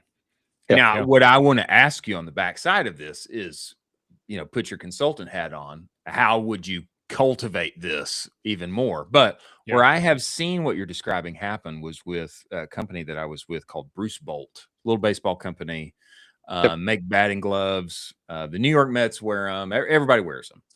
At the time, I think the company was, spending very little money on advertising, especially for the ratio of revenue growth. And it's kind of like, what is going on here? How do they do it? How do they do it? Under the hood, it's this great product, incredible product, truly innovative product. The founders were intently involved with the customer service program, even to my own headaches. Still taking calls while we're trying to have meetings. Actually, producer Jack was on this team. Producer Jack, who is running this live stream right now, she was on this customer service team. And on the backside of this, though, because the intent IRL-ness of baseball is such, little Johnny gets the gloves. Bobby sees little Johnny with the gloves. He talks to mom. Those are cool gloves. Mom talks to Aunt Susie. And there was kind of a built-in virality, word of mouthness opportunity inside of that ecosystem. iPhone. And we continued to scale and use paid advertising. It was ludicrous, the numbers that we got, but they were ludicrous because of this inborn word of mouthness, viral marketing that was happening underneath. Now, my question to you would be, how does one cultivate that? At the time, my thinking, Evan, was this is a perfect storm. We've got a great product, very involved founders who know the niche. And then we've got this inborn word of mouthness happening. I don't know how to recreate that. To me, it was just the perfect storm. Yeah. there's obviously a product development component of this. There's no question sure. about it. For But sure. we're marketers, and ultimately there's a degree to which it's out of our control whether or not somebody is a net promoter of my brand versus whether they're not. I think it's totally unfair to suggest that you simply need to make great coffee and everyone will just come back to your coffee shop every time.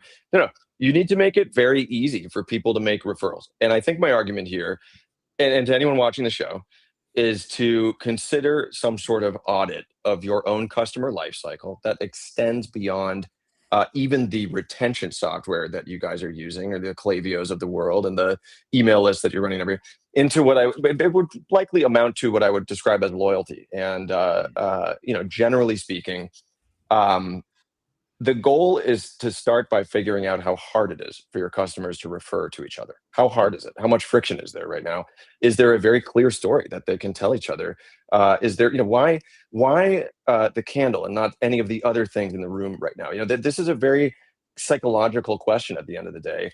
And my recommendation is absolutely to talk to your customers. And that's why we send the Net Promoter Score email. It's not to get the number necessarily. It's to get the feedback after they put the number in. Because if I have a bunch of zeros coming in and they're leaving feedback about the product as to why they are not recommending it to other people, that is my product roadmap. That is also how we think about repositioning and marketing, value props. That's how you write the best copy on earth, is by listening to your customers.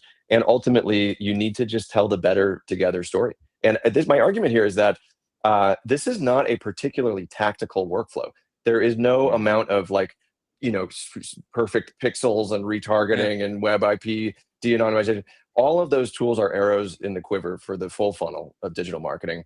I think my argument is that the necessity here is to ensure that we do not lose touch of whether or not we're delighting our customers with these products. And oftentimes when you kind of put your hat back on and think about, where are our loyalty metrics? How much referral are we getting right now? To what extent is direct traffic converting as these kind of upper funnel barometer of essentially word of mouth, attribution, everything outside of the traditional e-com funnel that we are all likely owning and operating all the time. I think my argument is that there is a lot of low-hanging fruit as it relates to this stuff.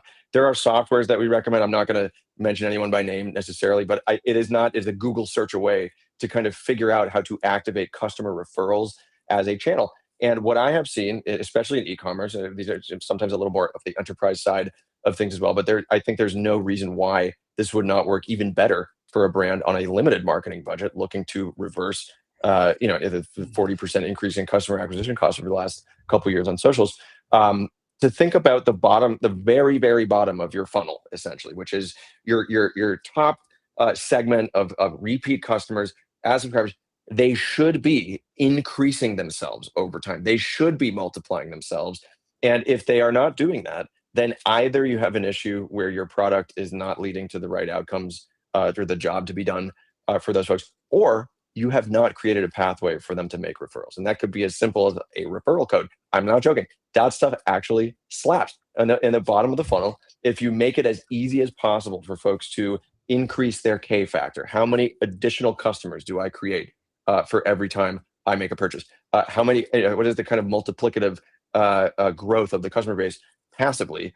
My argument is it should be above 1, and it should definitely be a situation where even if I were to turn off all my marketing the way that Apple did for a while with the iPhone and have a great product, Tesla, say we will about this company, they do not advertise. And but people buy their cars because they make pretty good cars, and they are clearly solving problems for customers in the right way.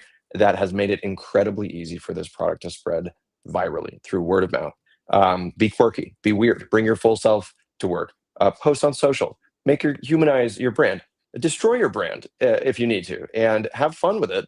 And I guarantee you that the sentiment surrounding the products that you're building is going to go up. The opposite of this is solutions in search of problems. And we all know what happens if we try to force a product into a market without product market fit. This is some sort of massive extension of that concept all the way down through the life cycle of the customer into, if I love it so much, I should be selling candles door to door at this point. Wow. I love that. Evan dropping bars. Evan dropping bars on the show. Bars on the show. Boom. Evan, talk to us a little bit. I mean, you mentioned two behemoths. You mentioned Apple, you mentioned Tesla, who are really good at this. Can you mention maybe 2 to 3 that are a little bit smaller, some brands that you might have seen personally or that you like that are doing this exceptionally well? Because, I'm thinking, I'm watching this show, I'm the brand founder, I'm the CMO. I'm looking for inspiration to pull from. I'm looking for brands to pull from. Who am I going to? That's a great question. You'd be surprised, but a lot of fashion brands are operating on affiliate networks very effectively. And you do not need a huge budget to run affiliate programs, which is a dotted line to this sort of word of mouth. If you truly are a performance marketer at heart and absolutely need to spend some budget to acquire customers, the closest analog to this type of marriage between the growth marketers, the growth hackers, and the word of mouth people would be affiliate marketing, which is essentially, for those of you maybe who there's a kind of a adjacency to a lot of the work that maybe we do on Meta and influencer and everything. It's really just a version of influencer that is commission based, and ultimately, I think there's an argument here that really effective influencers, really effective affiliates are effective because they actually love your products. And there is a very clear pathway here for those of you maybe operating on a shoestring budget, bootstrapping or whatever in the CPG space, networking around and kind of trying to figure out which spaghetti to throw at which walls. I think that ultimately micro influencers with very limited niche audiences that you can basically turn into affiliates, whether they're paid on commission, you send them product samples and everything, or just having an influencer spend to hire basically what amounts to actors, essentially. I would argue small scale actors on in lieu of ads, essentially, is far more efficient than putting $50,000 a month into TikTok and watching your CPMs go up over time. You absolutely need to have a floor for what paid media represents to your brand, because you have to have a testing budget. You need to create creative. You need to actively manage all these campaigns and everything. If instead the goal is to apply this sort of like exponential negative CAC theology, as it were, to the smaller brands, the efficiency that you can drive is by continuing to recruit affiliates over and over and over again. And as long as you genuinely have a great product and that you're delighting the right people with the right stuff, picture the graph here. I mean, if every affiliate starts to produce some, tranche of leads over time, and I spend every day adding one new affiliate to my Ecomm portfolio, and those are great relationships, and I have a great product, and we're solving a real problem for folks, and there's a personality to it, and there's a delight that kind of bleeds through in the content that these folks are creating, then you are growing infinitely, actually. And you will watch a graph, again, it's the napkin math of adding a new partner essentially to your ecosystem every day is nonlinear. If I add one partner a day and each of them brings me 1,000 customers a year or something, the growth curve is parabolic, actually, at a very low cost. And all I need to do is make sure that I nail that talk track, nail that pitch to the affiliates, make sure that they understand I'm a passionate founder. I know what I'm doing. This is a really cool brand. There's a lot to be excited about, and it's a perfect fit for your audience. And frankly, that every time we make a sale, you guys are going to get 10 to 15% of the margin on that. Is a very effective talk track, actually. And instead, we are throwing astronomical budgets into paid media campaigns that we have not even validated the success of until we waste enough budget to call it a test instead of a success. My argument here is that if you spend all that time and budget on affiliates and spin up in parallel a customer referral program, you are likely looking at some analogous level of performance without anywhere near the amount of investment that it takes. It just takes a little more calories, I think. And we like shortcuts in this industry. But end of the day, the internet is inflating in cost. We all know that. It's getting harder and harder to advertise. What is needed are great products with really enthusiastic ambassadors at the end of the day. No matter how you go about doing that, whether they're your customers, whether it's your friends and family posting, whether you are, the heartfelt, my dog, whatever today, here's what it taught me about sales, whatever, post the thing, get out there, do things that don't scale at scale, and figure out how to go infinite through a network of trusted referral nodes, whether they're your customers, your affiliates, or anyone else in your wider ecosystem. That is my thesis. I love digital marketing. It is very effective still. It's a huge part of the equation for every high growth brand. But I do think that people are really sleeping on word of mouth and customer referral as a I core agree. driver of growth. I agree. Let's go. I agree. And Let's go. my argument here, Evan, my argument here is where did you come from, man? That's Just Boston. I don't know. He's in Boston. Okay, let me just heard say of us. this. Nobody's heard of us because we're a word of mouth agency. Well, this is. I mean, that must be. It must be the case, Evan. Like a few things stand out. A few things stand out as you talk. Number one, very clear and articulate. Number two, Thank you. Making points in interesting ways. You know, executives speak in lists. Do you know that? I've watched YouTubes on it. I have. What's number 3? And then number 3, I'm surprised that I have not come across you thus far in my roamings upon the interwebs inside of our industry. Like, where are you? Like, I'm a ghost. I'm a ghost. Yeah. Well, I think there needs to be some place where you yap, because you are good at yapping. I've said this to Evan multiple times. Colin's been hunting me down for months about this exact problem, this issue. And he like won't do it. I'm like, Okay. dude, you need to put your thoughts out there. And he's like, no, Okay. I'm like, okay. Yeah, it's because they're not free. You know, I'm just dropping free bombs here, dude. Like, Okay. you know, if you're good at something, just go into management consulting. It's as simple as that. Okay, well, here's what I'm doing. Here's what I'm doing right charge now. for that one. Here's what I'm doing right now. Number 1, I want you to come back. I want you to come back. I think Done. Evan needs to be part of the Ecomm Cowboy universe. Let's go. I believe. Is that fair, Colin? You Totally agree? fair. We're in Let's agreement. Number two, we need to have you back in a way where you can riff and yap more. And I think we will figure that out. And man, I am like very happy about this serendipitous meeting that has No such thing. There's no such thing. place here. Perhaps sovereign arrangement that has taken place here on the show. I'm very happy about that, and it's having taken place. Tell me this, Evan. Man, tell people more about 829. Like as you leave, and we appreciate you making the time to join us. Tell us more about 829. Man, who should be working with you guys? Who should be like? How should they reach out to you, get a hold of you, get more of your mind share, etc.? Yeah. Visit my LinkedIn, DM me. I'm open. Call me, text me. It is also very helpful to just visit our website. Come in that way. But look, we're a Boston-based agency. We're about 300 folks. We merged with a really cool PR firm last year called SBS Comms. They work with a bunch of consumer software brands. I think that ultimately the marriage I would describe there is venture capital, getting married to private equity, and we do a lot of work in the investor community for high growth brands. We're involved in Yeah, you do, boy. When you talk, Evan, I know the kind of people that you work with. Yeah, you do. Keep going. But big but, huge but here. We grew up working with tiny businesses, and the long tail of our portfolio are very small, brick and mortar mom and pop shops in Boston. Summer camps, of which we have some 50 or 60 active summer camps all over the East Coast now.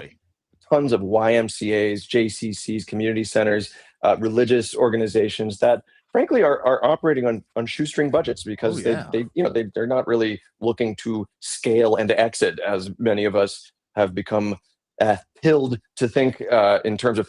Instead, what they need is incremental growth. They need SEO. They need their Google, business profiles to be up to snuff. They need to make sure that their competitors are not buying their keywords. And we're able to do a lot of that very economically and very agilely. I think what happens when you hire a bunch of, dorky Bostonian college grads and turn it into an agency is that you create an organization that solves a lot of problems for a lot of different people. And I think that the first principles thing really applies here, which is when you hire good folks and put them in a room together, there aren't really many business problems that we're not able to solve at this point. And I think as we grow, into the mid-market and enterprise tranche of the universe, it's becoming clear that we're operating a little more as a management consulting firm that happens to focus on marketing. And I think that perspective is incredibly valuable to the folks likely listening to this show who have an exit strategy, who have a pathway here to become, to be acquired or to become a platform brand themselves. And ultimately, marketing is a huge part of that equation. It's a part of the earmarked capital that's allocated to a lot of these brands. It is part of the goals that are like incumbent on a successful exit. It is part of the risk that you incur when you merge and when you combine logos and all that nonsense. And of course, at any step of the way, the site can break. Everything can go to hell. And so I think ultimately I grew up in startup world and in consulting world. To me, agencies are like the apex of that type of work stream, which is that, it's almost like hiring a consulting firm, to your earlier joke, that actually has to produce value for people instead of a bunch of PowerPoints and recommendations that were just repackaged clawed slop, as I might frame that. You have brought value to this show.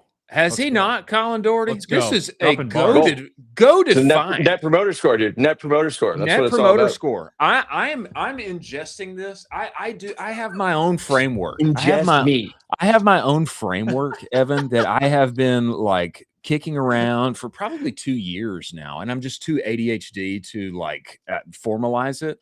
But this net promoter score is like the capstone to what I was trying to describe, and I love this. And I think there is a D2C-ifying of this concept that everybody needs inside of their business.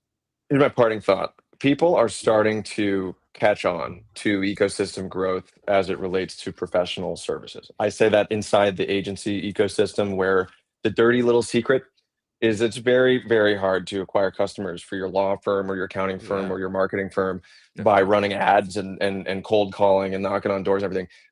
For the most part, this is still a very founder-led, executive-led, networking, primordial soup sort of top of funnel type workflow.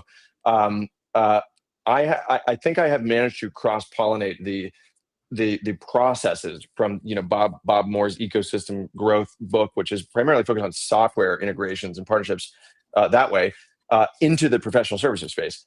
I am starting to see there be a bit of a trickle further into the D2C world of this philosophy, which is that perhaps there is a different way.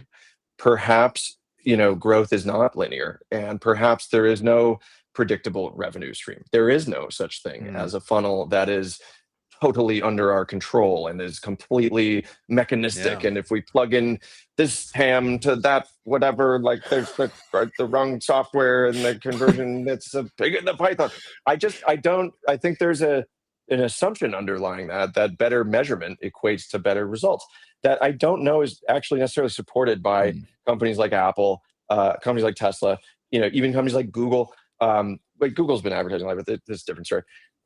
That instead is explainable with much more simple language, which is that they're building products that clearly delight their customers enough to create this sort of sociological momentum that explains a lot of their growth outside of the marketing space. That's what marketing used to be all about. It used to be about understanding the customer and focus grouping and understanding the brand lift of the supermarket.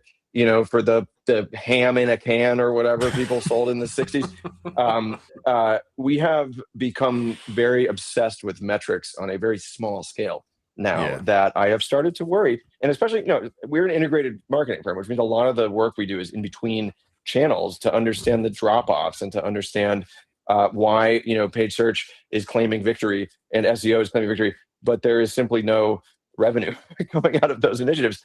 It usually lies in these kind of abstractions related to strategy, related to budget allocation, and most importantly, related to how well our product is delighting our customers. So I think I can't even remember I probably should have brought the book with me to hold up or whatever. I didn't write it. It's not even my book or anything. But I do think that if y'all Google Net Promoter Score, you're going to get a bit of the wrong idea about what this actually means.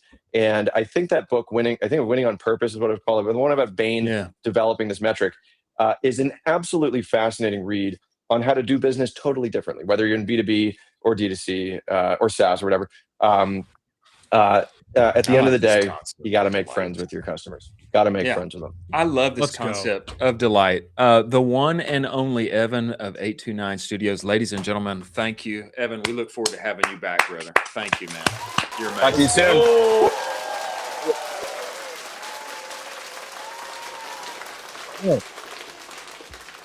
Let's go. He is he's cut from a different cloth. Let's go, right? He's great. He is great. And coming inside of the show right now, ladies and gentlemen, we have another great guest, the one and only Jenn Orr, founder and CEO of Popoff, a better for you soda, hailing to us by way of British Columbia, Canada, I believe. Before she comes inside of this show, ladies and gentlemen, let us talk about Postscript. Focus is an amazing thing, is it not? Yes, it is. When one focuses, you get outsized results. There's a reason why when people make the switch from whatever SMS partner they're working with to Postscript, they see on average a plus 22% increase in SMS revenue. I didn't see that. I saw a whole lot more. We went from making very little money on SMS to being a top 1% account in their entire platform inside of a year because I did what they said. And what they are saying right now is that you're leaving money on the table when your customers text you back. Go get the conversational report, direct-to-consumer.co/the conversational report. You're going to get all the details on their AI shopper who can now have one-to-one conversations with your customers at scale while you take a mid-afternoon siesta. Go talk with Postscript. Tell them that Colin and I sent you. Many thanks for Postscript being part of this show. Now, coming inside of this show right now, we have the one and only Jenn Orr. She has a very interesting story. Very interesting story. I believe that it is deeply personal, has to be tied into her family and why she is on this purpose now, bringing this soda forth. Used to be a high school teacher, I think. We need to get all of the details. Everybody, welcome inside of the show, the one and only Jenn Orr, founder and CEO of Popoff. Get in here, Jenn. Get in here. Hello. How are you guys doing today? Oh, we're doing even better now that you are here. Welcome to the show. The energy. I love this. Yeah, that's what we try to do for entrepreneurs like you, Jenn. Love. I would appreciate it if you would just take a little time here and give us background on Popoff and bringing this thing to life. I have heard this is an incredible story. Oh, thank you. Yeah, so Popoff was inspired by my late dad. So after he passed away, I found myself asking this one question, and it was essentially if he had more access to healthier food and beverage options throughout his lifetime that were convenient, that tasted good, could he have not only lived a longer life, but a fuller one? And that really made me think about, what I was putting into my body and how I was feeling it. And that really just inspired me to create something that, again, merged both, I think, good taste and good health together. Yeah, and this is like a common refrain that we see whenever, especially when we talk with people who come on the show in CPG, is that not only do we all want like better for us stuff, but somehow if it can taste real good too, then you know that you have got a winner. I totally agree with this thesis. Taste so important. Yeah, no, taste is king, truly. Yeah. Wow. Totally I mean, so you transitioned from going from a high school teacher into building this company. What was that moment like? When did you know, okay, I'm going to plant this, I'm going to build this company? And what was the initial learning, trying to learn how to build this company moving forward? What was that like? Yeah, so I stopped teaching in June of 2020. So I finished out the school year, realized, I love teaching as like a general, just like life skill, I guess you would say. And I loved my students, but I just kind of knew that that career wasn't the one that was going to get me to the goals and aspirations I had in my life. So it was kind of bittersweet, I went to school to do this, and I'm the kind of person who likes to see things through. So it was a little bit hard for me, but left teaching. I actually had another brand before Popoff. Really? And it was yeah. So it was a Montessori inspired children's educational tools brand. And I sold that last year. And using that experience, I feel like I was able to more confidently come into Popoff and use my previous experience as like a stepping stone, I guess you would say. Wow. That's unbelievable. Jen, I mean, also, this is fascinating. This is fascinating. Yeah, I mean, keep going. I was also going to say too, I mean, I'm pretty sure you can correct me if I'm wrong. You're in 100+ retailers already. Talk to us a little bit about that, because that is kind of an unbelievable number for CPG. And I'm sure any CPG founder listening to this is hyper intimidated. How do you kind of break that down and kind of get through just the first retailer and kind of walk through all the way to 100? Totally. Yeah. I think, being in CPG and being from a career that is nowhere related to CPG is hard, because you don't know what you don't know, right? So for me, a lot of what I've done is put an importance on networking, putting myself in spaces and rooms that can help me grow. Not only as like a person, but like I think as an individual, and going to trade shows where, again, I can learn and connect with the people that I need to get into these stores. So it's a lot of doing trade shows, getting the product out there, sampling. Oftentimes, like I've been at a farmer's market, for example, and a buyer has come and said, hey, like I'd love to bring this into our store, or hey, I work for X retailer and I love this product, I'm going to bring it to their attention. So it's really putting yourself out there.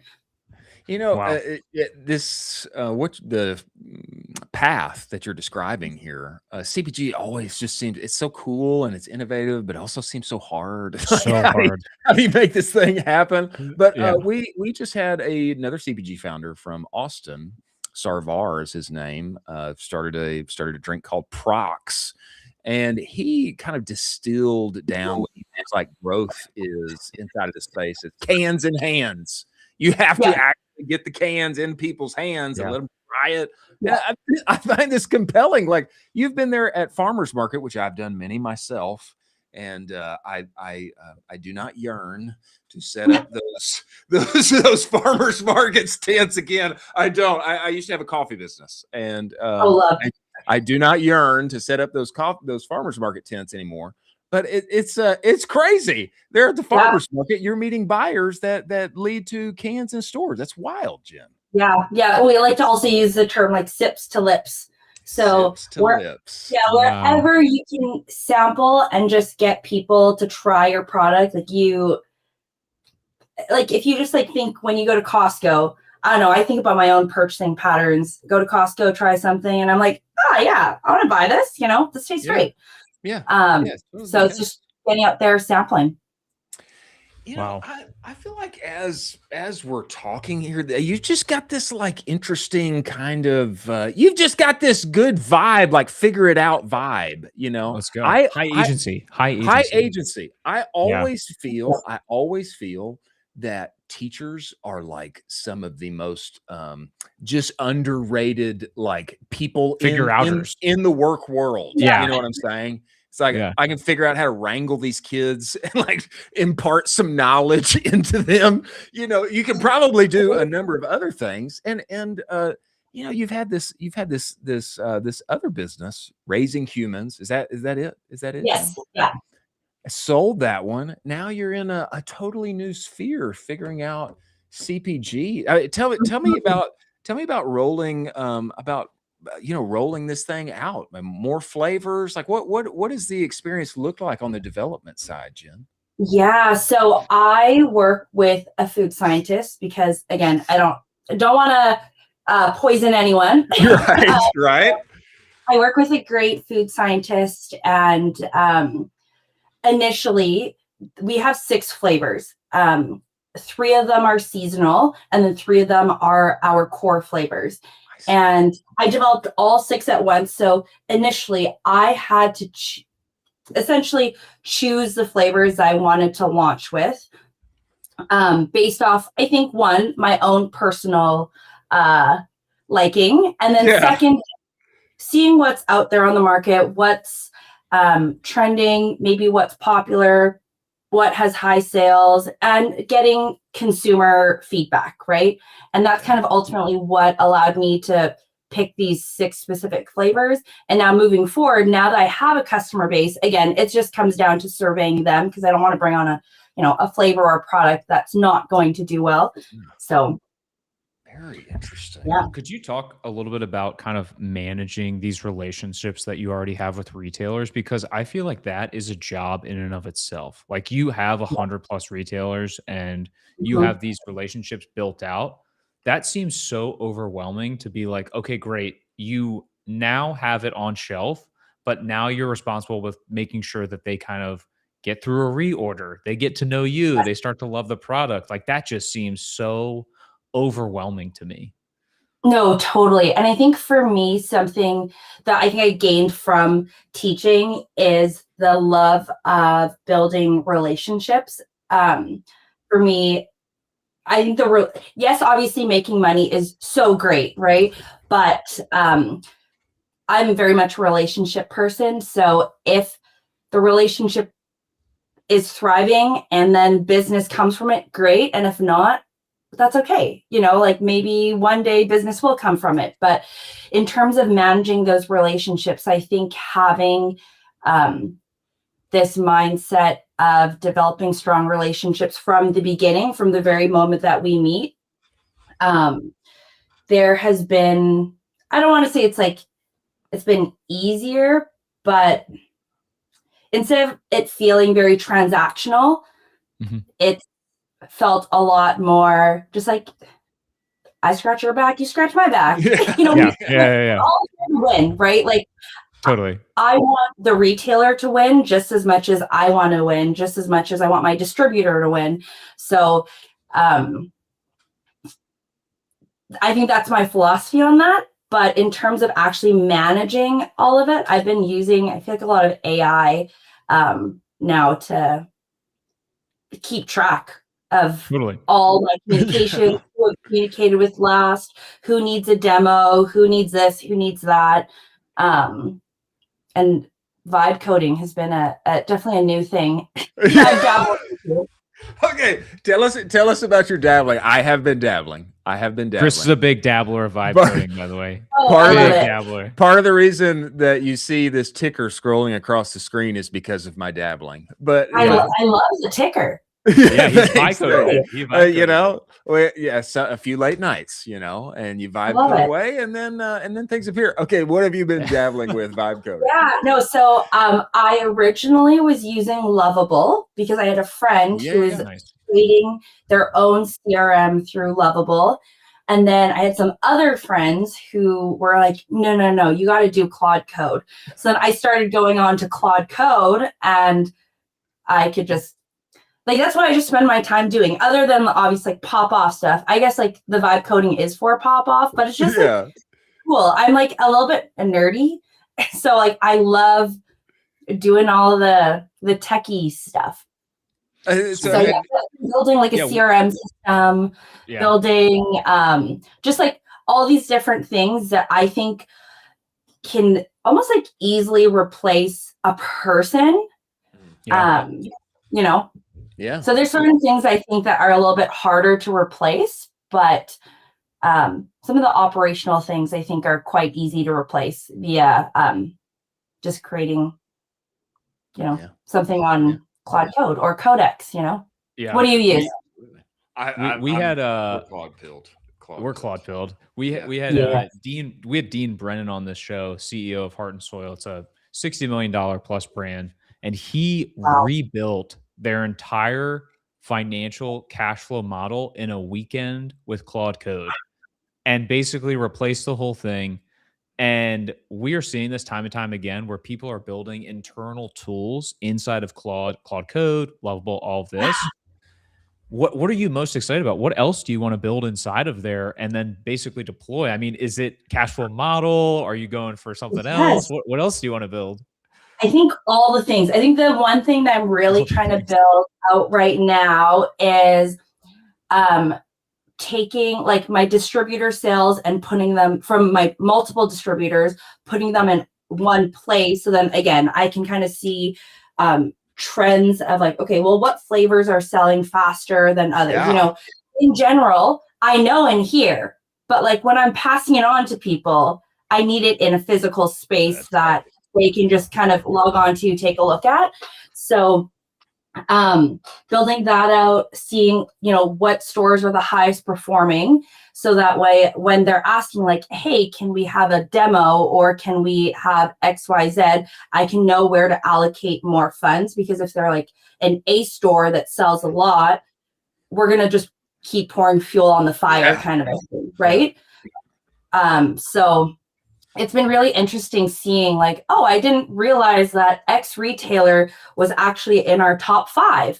I thought they were lower than that. But so it's been really neat, just like with the preliminary things I've done with Claude Code, when it's just built like a spreadsheet for me, seeing all of that and having it analyze things without me even asking. So we have our lemonade flavor that we just launched.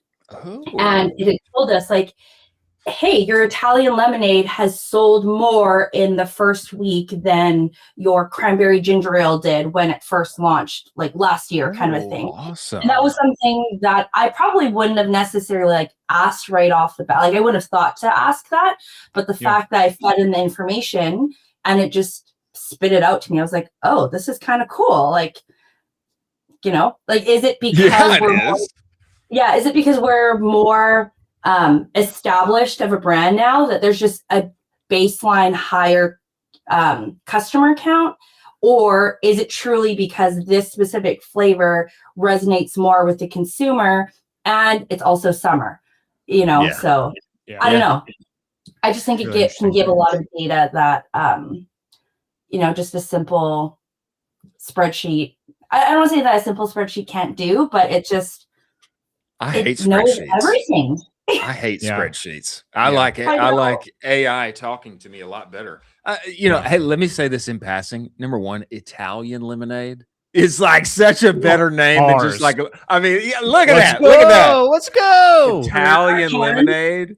So this is just fancy. Yeah, we got to change it to have Italian lemonade on it, but this was just like a. I love the name. I love the name. How about this, Jen? How about this? I think right now, mostly distributed in Canada, correct? Correct. We sell online, so you can buy online and ship like within like to the US and in Canada. Primarily in Canada in retail right now, but when are we going to get you expanded down here to Central Texas, Jen? That's where I'm particularly interested. Come on. I feel like the Austin. You need to be in Austin, Texas, is where you need to be. The whole vibe down here is outdoor. You know, better for you. People are hot. You know, Whole Foods. People are hot. They want to drink something. Well, we're in Whole Foods in Canada, and the headquarters of Whole Foods is in Austin. Exactly. Perfect. I'm meeting the CEO next week, so might have to. Are you really? Whoa! Yeah. Whoa! Yeah. You're meeting the CEO of Whole Foods next week? Well, I hope to. Okay, I should backtrack a little bit. He will be there at a sampling event for Whole Foods, and I think there's only like a very few amount of vendors. So I'm manifesting, you know. Yes, Let's go. Right. Manifesting. I think we need the whole North American rollout. I know. We do. That's on my I have like this vision board, and I have this little section on my vision board that says moonshots. And a national rollout in Whole Foods is one of my moonshots. So that moonshot needs to happen. That needs to happen. I know. That needs to happen. We need to find the CEO's name, and we need to DM him and tell him Popoff needs to go. Yeah, I think we need to find him. Producer Jack, make a note of that, and we're going to find him and DM him on LinkedIn or Twitter, wherever he lives. Yeah, all the energy. I love this energy. LinkedIn. Yeah, we're going to tell him. We're going to tell him. Popoff, It needs to be at HQ in Austin, and it needs to be rolled out everywhere across America and Canada and beyond. Yeah. So Jenn, wow, that's exciting. That's exciting. We got big things coming up. Let me ask you this. I think bootstrapped thus far, right? Yes. Are you looking to raise funds? If Whole Foods came calling and said, yes, we want the national rollout, I mean, how would you navigate that? Ooh, I think, so been bootstrapped from the beginning. Awesome. And thinking about fundraising probably next year. Okay. So we'll see. If they do come and they say, hey, we want a national rollout, that's going to be something that I'm going to have to really think about. I have some friends who have launched nationally in Target, and they've had to figure out this cash flow issue. So, it's such an interesting. We had a recent company called Frozen One. I don't know if you've heard of them. Alan and Connor at Frozen. 40 grams. 40 grams protein in an ice cream pint. Let's go. And it's great. It's great. They came on the show. Of course, they were talking about Whole Foods, talking about HEB as well, which is like it's a local chain down here. And Central Market, Central Market right here, all in the same place. And a couple of weeks later, after being on the show, popped up on the timeline, they raised $5 million. And gonna be the Ecomm Cowboy effect. maybe. It's a Cowboy effect. Cowboy effect. Could be. No? Could be. But when that time comes, methinks that your momentum and what you guys are doing, man, I methinks that there's going to be plenty of opportunity. And of course, we're happy to connect you as well on that. Jenn, incredible having you on the show. And thank you. Excited about you doing this up in BC. And eventually it's going to come. It's going to make its way down here. We know. Riddle me this, Jenn. Yes. Where can people find you, follow you, buy, order the cans right now, regardless of where they are? And then maybe, they're near one of your retailers. Where do we need to find you? Drinkpopoff.com if you want to order online. Drink Popoff is our Instagram. What else? I personally am on LinkedIn. I like to post on there. I've taken a little bit of a temporary hiatus because I've just been busy prepping for summer with Popoff, but I usually like to post on there and whatnot. So incredible. Amazing. Jenn, we appreciate you making the time to join us, and we look forward to having you back. We're going to be following along. Thank you. I love it. Thank you.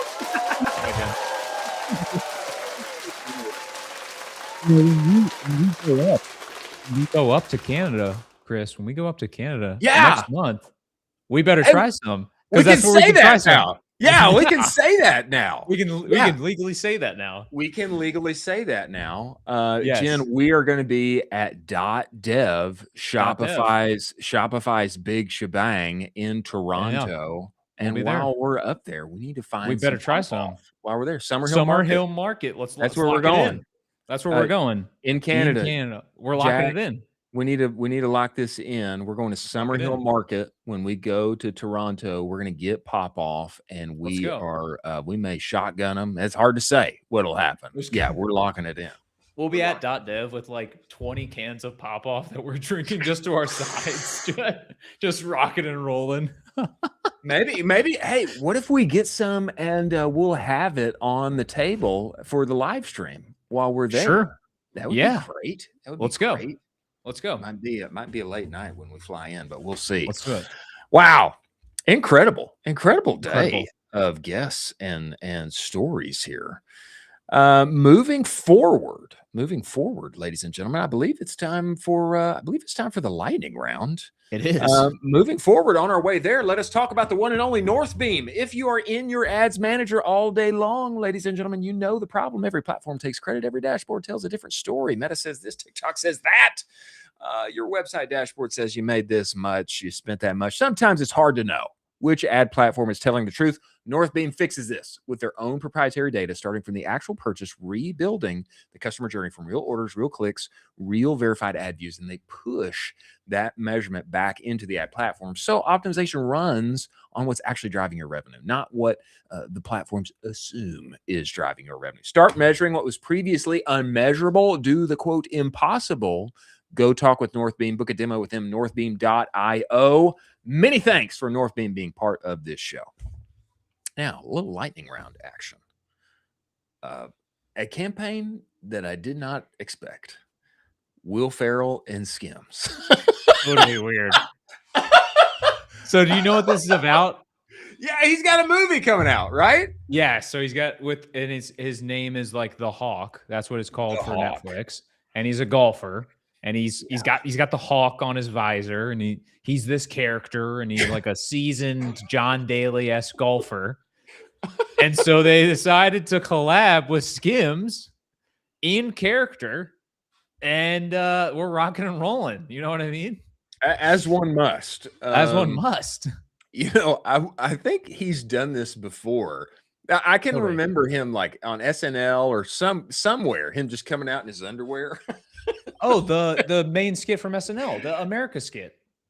What was the America skit? Oh, yeah, where he had like the America like for dress code for 4th of July. Yeah, dress code for 4th of July. And they were like, "You're saying I can't wear this? This is unpatriotic." And you know what this reminds me of? This also reminds me of Seinfeld. There's an incredible episode where Kramer becomes a Calvin Klein model. And anyway, this whole shtick reminds me of that. I think this was, well executed. I don't think that I necessarily want to see Will Ferrell. That's why it's perfect. That's why it's perfect, I think. This is Kim Kardashian tweeting this out. I think it's hilarious. I think it's awesome when a brand can kind of poke fun at themselves as well. Like, obviously, there's other models out there. They're going to be the real Skims models for them moving forward. But it's a great kind of grab right now. Will Ferrell, hilarious. Great grab that he's launching his show, pushing it out. Good collaboration. This is how you should be doing these types of collaborations in a fun way, poking fun at yourself. I love it. And what a good tactic for Kim to tweet. Yes. Totally. You know what I'm saying? It's like, it's not the official Skims account. It's Kim's account. And she's like tweeting about Will. Yeah, it's crazy. It's just like very well done. Very well done. Next here, wrinkle free on the go. Aeronix Go has debuted on the timeline. I think that this is incredible. Producer Jack, please play this video for us. The world's first truly portable automatic clothing care system. Can we bring this to Canada? We need to. We need to get one and bring it to Canada. Clothes come out wrinkle free. Wrinkle free, baby. Board, no skill, and most how much is this bad boy? No effort. It's got to be at least $100. Automatic drying. And it's got to be at least $500. And refresh your clothes. You think? Completely hands-free. It's compact enough to fit in. It looks like powerful enough. Big Hero 6. Everything. It looks like Baymax. From dress shirts to delicate garments. We didn't just start here. Over 10,000 customers already use Aeronox at home to take all the effort away from ironing. I'm guessing at $129. Everything we've learned and made it travel ready. You say $129? Yeah, I'm saying closer to $500. Carry-ons and hotel rooms. Works on shirts. The on-the-go piece is totally needed, totally necessary. Hang it, press start, and you're done. But with a premium design that looks just as good as it performs. It is. It's live on Kickstarter right now. 6 hours on a plane. It is that dinner or that special moment, feeling polished. No, $129. And is it $129? Wherever you're headed. Yeah, it's $129. Stay with Aeronox. Yeah. Wow. I incredible product development. Being able to iron one's clothes. Like, who actually irons anymore? Does anybody do that? I don't. I don't do that. Anything that I need ironed, I just take to the dry cleaner. you know? Yeah. And there's like very few things that I actually need ironed. Like that's the kind of Totally. the point. But you go on a trip, you're traveling a lot, like you hate like wearing like wrinkly, like, you know, fugly clothes. Yeah. And so being able to just put that bad boy on there, not need like starch and get out the ironing board and burn myself. And like I just want like a little funny, friendly Baymax to make my clothes look pretty for me. Yeah. Have a little UI in there that makes me like talk with him. And he's like, hey, your clothes are done. Y'all all ready. That's how I assume he talks. Your clothes ready. Your clothes are ready. Scott Hickle Scott Hickle is calling himself Poop Guy now. He is co-founder and CEO of Throne Science. Going with Poop Guy is kind of wild. Crazy. He says this is very smart and very, very funny. I agree. Next here in our lightning round, X Money is here. Interesting that Elon is going this way, of course, relevant to us as X is a social platform that's important to the show and to the Ecomm community. Also important because it is a burgeoning, growing advertising platform that is becoming more than just a social media platform, an advertising platform. Elon wants it to be the everything app. This is from Sawyer Merritt. Sawyer Merritt lives in the EV space tech scene. He says this: with X Money, you currently get 6% APY on all cash deposited into X Money, no limit. Up to $10 million of aggregate FDIC insurance coverage, unlimited 3% cash back on all card purchases. Physical metal card, pretty cool. All your X creator payouts are paid out through X Money. Free wires, bill payments, checks, and more. Free ATM withdrawals. I guess where does one find an X ATM? I don't know. Visa's zero liability policy ensures you won't be held responsible for unauthorized card transactions, early direct deposit, instant peer-to-peer payments, send, receive, or request money instantly from anyone on X. A PayPalification, one might say. Your thoughts on this, Colin Doherty? Oh my gosh. I mean, that is absolutely bananas. 6% APY is crazy bananas. There's no other bank that can compete with that. There's no other private company that can compete with that. I think the highest one right now is, I think 4% on Wealthfront is like the number one right now. And X Money just did 2 percentage points more than that, which is unbelievable. 6% APY. It's pretty bananas. I hope this works out. I hope this makes paying creators and the creator economy on X really easy to use and easy to use for brands. I also hope that, this makes ads very easy. Makes it easy for us to run ads on everything. And, you want to see this. You want to see some innovation. Yeah, I think very interesting. I think it makes them like a real player in the financial world. 6% is like kind of crazy. Bananas.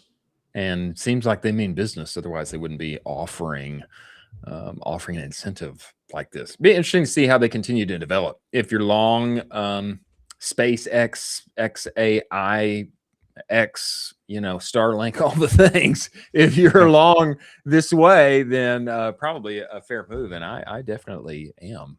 Something to evaluate there. Yeah. Next, the full Kylie Jenner Meta advertisement commercial. Yes, I think is a masterpiece. Yeah. If you haven't seen this, if you're listening right now, you need to see this in order to appreciate it. Essentially, this is the full Kylie Jenner, Meta, Ray-Ban, AI, etc. advertisement, and it's like from her POV as if she is wearing the glasses. Man, I think this is beautifully done. Producer Jack, could you play this for us? We'll react hereafter.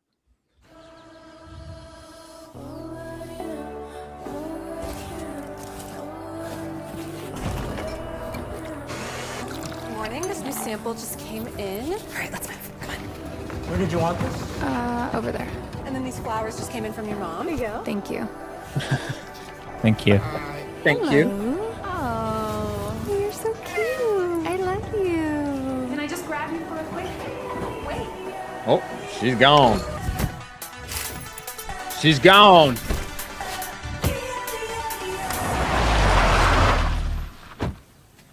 What's she gonna do on this billboard? with her face and her Meta Ray-Bans on.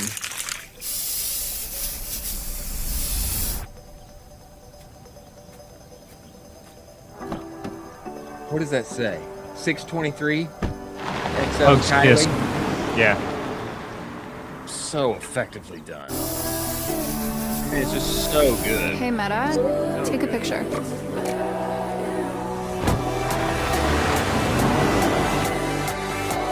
Hey, Meta. So good. Turn it up.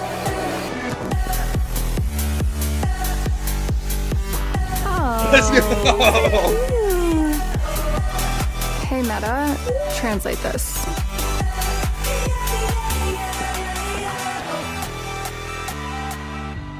Okay, so Wow. honestly, just seeing like how a mega superstar like would use like her glasses like in her life, you know, Yeah. just like vibing and hey, Meta, translate this for me. Like it's like Yeah. so effective. It's so Totally. effective. It's so incredibly well done. Yes, I think this is a wonderful ad from that. It was short, it's concise, it's basically a little bit under a minute 30. Really concise, short, showing you the POV of what it's like actually wearing the product. So it puts you directly into those shoes. Those shoes just happen to be from a billionaire in the form of Kylie Jenner. And so you get to see what her life is like, which is pretty baller sometimes. So it gives you that FOMO of like, well, I also want to have my life pretty baller sometimes. Meta glasses.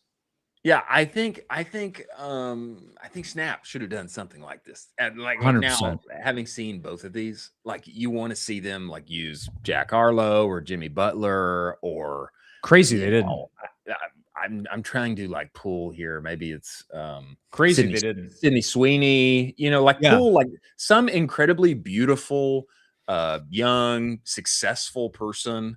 And like, you know, put them day in the life using the thing. Dude. And then what you take from that is like, I can be like that. I want to be like that. I buy the thing. I be like that. Yeah, 100%. I volunteer if Snap needs me to do it. We can do my day in the life. But no, that's totally right. They need to be hitting people that are in the zeitgeist. They need to be hitting people that are the Kylie Jenners of the world. I think it'd be hilarious.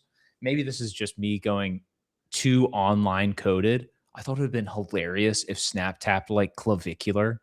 And it was yes. Yes. Clav, baby.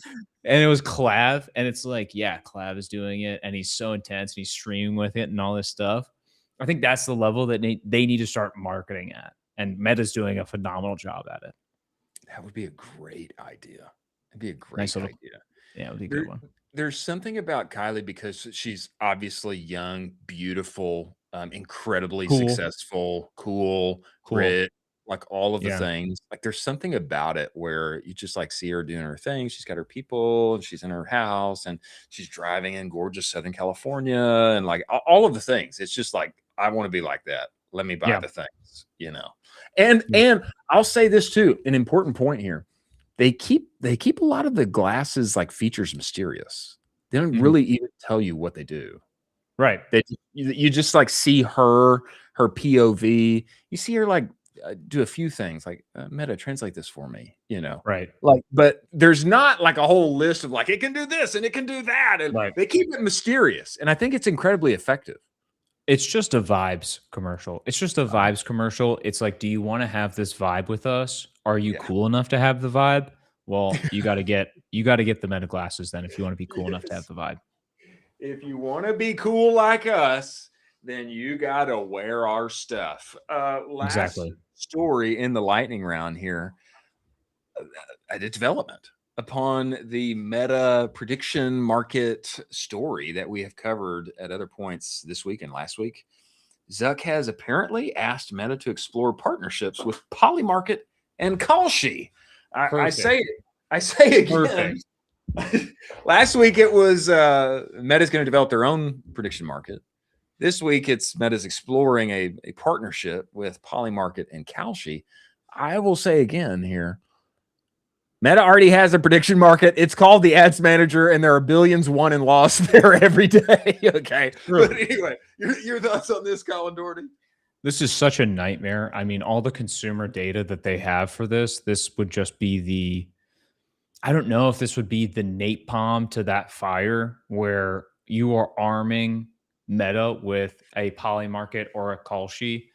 I don't want to see this come to fruition. I don't want to see prediction markets enter into our social media so easily and making it so accessible for kids, for teens, for young adults to bet and or use prediction markets in this form. I don't want to see this because I don't think it's a net positive. Well, I think that's fair. I think that's fair. And I'm glad that you said it, and not me. I'm open to sponsorship, Polymarket. I'm kidding. I'm kidding. We're not. We're not. But hey, an interesting story to develop, and I don't know. I don't know what's going to happen there. It seems like prediction market's just running wild, man. It's like, much money. They're throwing off so much cash. It's unbelievable. Moving forward here, a little watch and react action. I will say I almost reserved this for ad versus ad, which maybe we will do with the one and only Nate Lagos tomorrow, perhaps. Nice. I almost reserved this for ad versus ad. I was a little sad when it was a good ad. Appeared on Run of Show today. I wanted to reserve this for myself. But before we get there, let us talk about the one and only Proxima AI. Ladies and gentlemen, your buyer data already knows what ad you need to make next. You just can't read it yet. Most marketers and brands brief from instinct. What's our best performing ad? Let's change it a little bit, pass it off to the creative team. Problem isn't effort. It's that you're not getting signal from your actual buyer. Proxima changes this, okay? Reads your conversions across real shoppers, across 2,000 plus e-commerce brands, shows you exactly who's buying what else they respond to, and where your account has gaps. You just wire up your Meta, wire up your Shopify. Proxima maps every conversion back to a real buyer segment inside the commerce graph. What they buy across the web, what they respond to, who you are not reaching. All of a sudden, you're not briefing from a blank page. You're briefing from you get a feed of creative briefs. First 3 free every single month, all grounded in the commerce graph. Start working on data that your competitors don't have access to. Stop the slop. Go to Proxima.ai. First 3 creative briefs free every month. Many thanks for Proxima being part of this show. This campaign, I think it's doing so many things well. This comes to us by way of Waterboy, Austin, Texas company, I believe. Let's go. CPG. True. We celebrate the success here, and I think they have hit a grand slam with this one. Producer Jack, bring it up for us. Tweeted here by the one and only Jamie Gannon. Producer Jack, do you have this? If you don't, you do have this. Tweeted here by the one and only Jamie Gannon. Play this for us, and we shall talk about it afterward. Everyone wants a taste of my juicy peach. Can you blame them? It's sugar-free. Ken's juicy peach, bitch. Tastes like summer, not like ass. Hi, can you please just talk about the electrolytes? Right. The nerd shit. Waterboy has more electrolytes than other shit. So mama's staying juicy all summer long. You can try my juicy peach at waterboy.com/Ken. Waterboy, stay juicy, bitch. Okay. And yes, all right. It's real. Ken's Juicy Peach. It's 80s. It's retro. It's, she's a beautiful woman who's like, working in the swear words. I mean, there's so many things that are like just attractive about this and grab your attention. Yeah. I think there's another piece of this too, where they're not changing who Ken is as a character. If you know of Ken on TikTok, she's very famous on TikTok. So there's another piece of this that she's also in Austin, Texas. So she's a massive following on TikTok. They're not changing who she is as a character. This is who she is on TikTok. This is how she acts normally. They're just integrating her naturally within the existing brand that is Waterboy. And they're doing a great collaboration on top of it. They're making it funny. Like you just said, 80s nostalgia, all of that. They're just, casually just branching the two together, and they make an exceptional campaign. This is going to absolutely rip on Meta. This is going to rip. And of course, it's going to rip on TikTok. I see this now. Ken Urich. Yeah. There you go. 1.8 million followers. She's an Austin. in Austin, Texas. Her profile picture is now from this ad. There you go. Cool. Yeah, there's something dynamic. There's something like just rattles you and like grabs your attention. Yeah. When there's a beautiful woman using like swear words, kind of funny. Like she's like funny and she's like engaging, and then she's like, there's like something that's just like jarring about that. It's like, what's going on here? Like, what's happening? Yeah. And Waterboy with the like local TikTok celebrity grab for this. I think very smart of them. Super smart of them. I also find it hilarious that they casually actually loop in the electrolyte stuff, but they use it naturally with her character. So like, oh yeah, the nerd stuff you want to talk about. Yes, there's electrolyte. So like they're giving you the info about the product, but it's not breaking the character and the theme of the actual ad, which is really great. Okay, what do you think this is priced at? What would you guess? $12.99. Interesting here. You go to the homepage, producer Jack, waterboy.com, waterboy.com. Go to the homepage. Not a slider, has its own feature button. Ken's Juicy Peach has its own feature button. If you can bring this up. Oh, it's Jack. The headline too. It's also the headline. Yeah, new flavor. Yeah, on the announcement bar. New flavor, Ken's Juicy Peach. And you scroll down a little bit, Jack, you can see the Ken's Juicy Peach button. That was way off on price. What's the price here? What's the price? 15 pack, $25. Is it? Oh, yeah, I'm looking at the 30 pack. 30 pack one-time purchase. $50. $50. Is that different from like some of their other is that different from some of their other prices?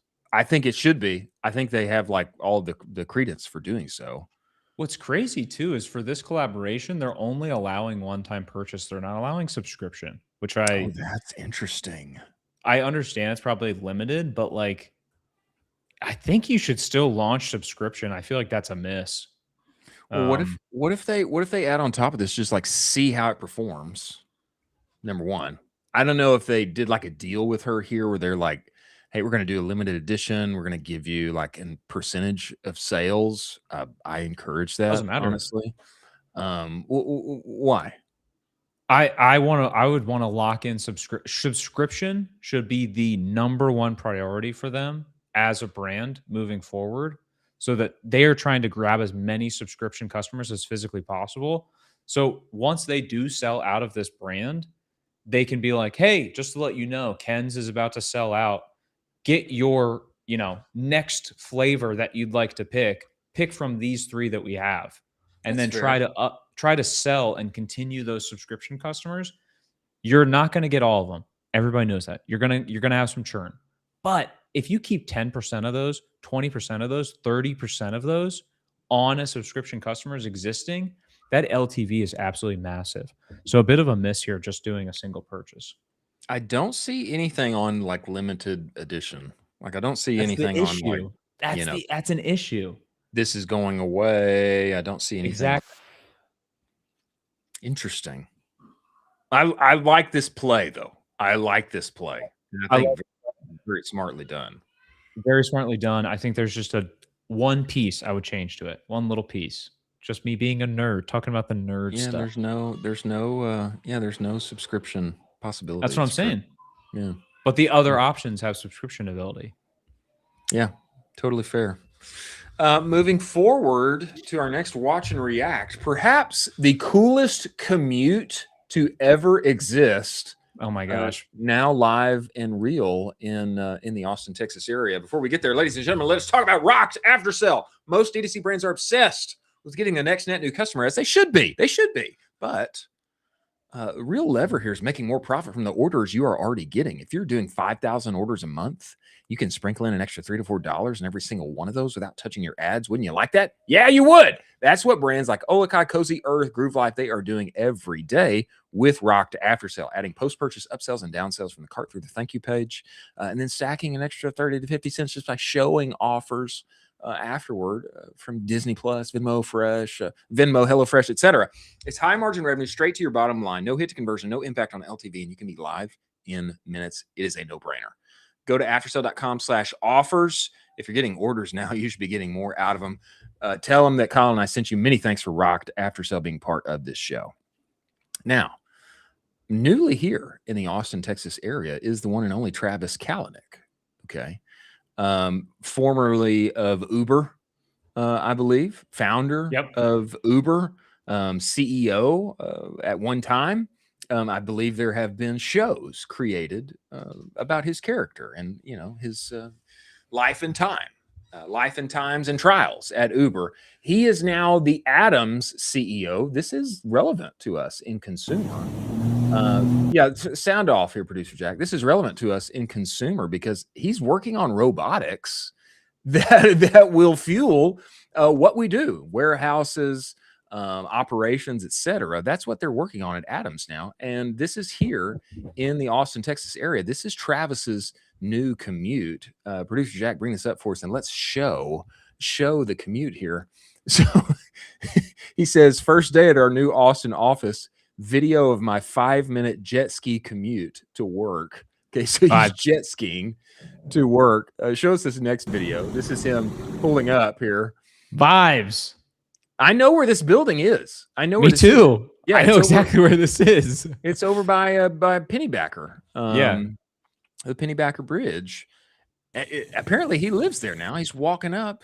You can hear the cicadas in the trees. Vibes for Travis and the Adams team. This is such a vibe. This reminds me of like Adam Robinson-esque, who is on this exact same area, rocking and rolling, taking his wake surfing out there, just rocking and rolling and vibing it out as a founder. This is so cool. This is just unbelievably cool. That's all I can say about this. Like you think you're cool, and then somebody pulls this video up and is like, how'd you commute today? It's like, well, a 5-minute jet ski to work, and I pulled up on this. It's like, yeah, you're cooler than me. Sorry. Two notes here. I think Adam, this needs to be Adam. This needs to be Adam Robinson of retention.com, of our B2B, now of Multsets. Multsets. I One of the believe. two.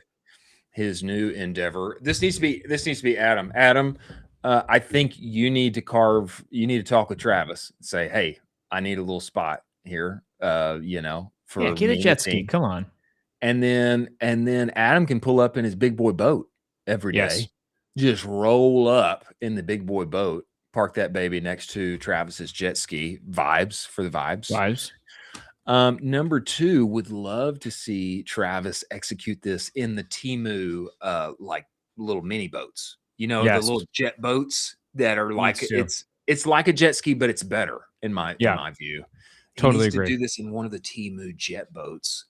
I have this kind of mini dream of starting like a little Temu jet boat service here at a local lake where one can rent a jet boat to play around in for a reasonable hourly rate. Don't you think that this would be a lot of fun? If you're going to a lake, don't you want to rent a Temu jet boat and fly around in that thing? Wouldn't that be fun? Good luck on that. Good luck on that business. But I will not be trying to tackle that business. Wow. Your facial expression or lack thereof said it all, Colin. One shot Doherty. Moving forward to closing time, let us talk about Rich Panel, ladies and gentlemen. Your CX team is buried in repeat tickets that are costing you money. Producer Jack knows this experience very well. Refunds, order tracking, subscription cancellations. Rich Panel is the AI help desk that fixes this massive headache. Automate 70 to 80% of your interactions. You're only responsible for the exceptions. Your team of Rich Panel AI agents has got you on the rest end to end. If you're paying $2 to $10 per ticket, you need to see what 30 cents feels like. Okay. Ridge cut their cost per ticket by 70%. They're saving $500,000 a year. Migration takes less than 2 weeks and your CSAT score is going up. 50% autonomous resolution in 30 days guaranteed, or your money back. Go to richpanel.com. Book your demo today. Total no-brainer. Many thanks for Rich Panel being part of this show. Closing time. Wendy's, and somewhere, maybe everywhere, is now on Shopify. You tagged this story from Zapiet at Zapiet. Yep. Details here. Wendy's is now live on Shopify, powered by Zapiet Eats. Customers can order for pickup, delivery, or later directly from the Wendy's Shopify storefront. Hungry? ? Order now at wendys.com.ph. Now, is this like everywhere? This is like the United States now? I wondered if .ph meant like, I don't know. I wondered if that meant like a specific country. You don't think so? No. I think this is everywhere, dude. This is unbelievable. Wendys.com.ph. I'm there right now. I think it's taken me to a different URL. I think this may be specific to a specific country, perhaps. That's my wonder. .ph meaning. I'm just website maybe. .ph meaning website. Regardless, it's awesome and another big win for Shopify. Everybody's moving over to Shopify. Apparently, .ph is the official country code top-level domain for the Philippines. Yes. Jack. So maybe this is Philippines specific. Jack knew that. She knew that. Knew it. Powered by Shopify. She was letting us wonder here on the show without. You can get a matcha frosty now at Wendy's. Yeah, always innovating. And those who are always innovating need to be on Shopify. Kudos to Wendy's and them making this happen inside of the Philippines and doing so on the one and only Shopify. We will be at .dev very soon. Second here, you flagged this tweet. I don't think that this is real, but it is very cool. No. I'm talking about real. I'm talking about the ketone. The ketones. Yeah, Jack. I know it's not real. I think you got on this one. No. I knew it was fake. It's just awesome because Michael also reposted this and was like, "This is amazing. Go get some. This is sick. I would buy this. I would chug this by the gallon if a great deal. $2.99 is a great deal. I think that's probably $299. Yeah, that's what I'm saying though. For like a keg of ketone IQ, it's like a great deal. Yeah. I thought you meant it was like $2.99. Unbelievable. So funny. I love that Michael leaned into this and let's make it happen, Michael. Let's make this happen. I want to see this in John Jones like training facility. You know what I mean? Oh my God. I want to see John Bones Jones. I want to see him with a keg of sorts here of ketone IQ. And I want to see him like shooting those things as he is training for his next fight, which I think he wanted to fight Alex Pereira if he had won at America 250, America Freedom 250, with the UFC White House event. Pereira did not win, but who knows what's in John Jones' future? It's going to be very much tied to ketone IQ, whatever he does, and I want to see this thing live and in living color. Yeah. Lastly, from the House of Errors, they tweeted this new knitwear pieces we just released. Click on these and narrate these for us, Colin Doherty. I brought these up because I just think that they're doing something interesting in the space and they're standing out because of it. So if you go to House of Errors, it is a very, very higher end clothing. These are very expensive pieces, but they stand out so well with the artwork that is being done. They're doing something interesting. This is knitwear. I was sure Oren John would absolutely fall out of his chair with how cool these are and interesting they are. But because of that, it allows for so much virality because they capture the scroll so much. They stop that scroll. People are like, what is this? What's going on here? This is unbelievable. That is what you need to be going for as a brand in some respects. I think they're super cool. I would not wear them personally. Right. And probably not my fit. Producer Jack may disagree.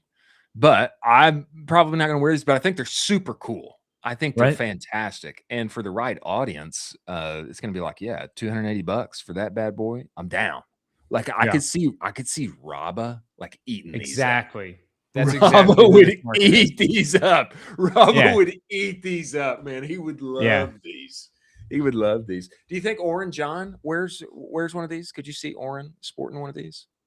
We should tag him. Just be like, tag Orrin John and say, hey, do you like these? I can see him giving some like comment like, yes, interesting. You know, something like that. You know, doing interesting things. I don't like their manufacturer in China. I've met them several times. Yeah, something like that. The team there is doing interesting things. You know, something like on the art direction, like the art direction of their Instagram is, you know, on point. Yeah, something like that.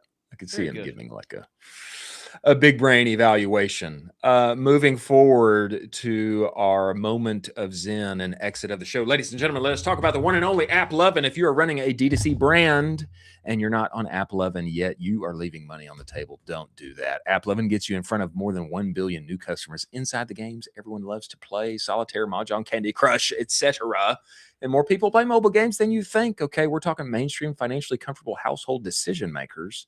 And the unlock is the format. People watching your ads for 35 seconds on average instead of the 0.35 seconds that we are all working tirelessly for inside of the various social feeds. You can get going in less than an hour. You scale up to 100K per day in spend. Your favorite brands are there: Wayfair, Dr. Squatch, etc. Get in now. Go to axon.ai/en/ecom cowboy. Make it happen. Many thanks for AppLovin being part of this show. Moment of Zen. Something to think about for all of us who have office jobs. This comes to us by way of Europe Maxed. It says brutal. And the image here is a young man, perhaps 23 or 24 of age, freezing in his office environment, saying blue-collar workers will never understand how it feels to get cold from the AC in the office because you forgot a jacket. Brutal, tough experience. Brutal, tough experience. Yeah, words of wisdom. Words of wisdom from you, Colin Doherty, as we exit the show. Always remember a jacket, folks.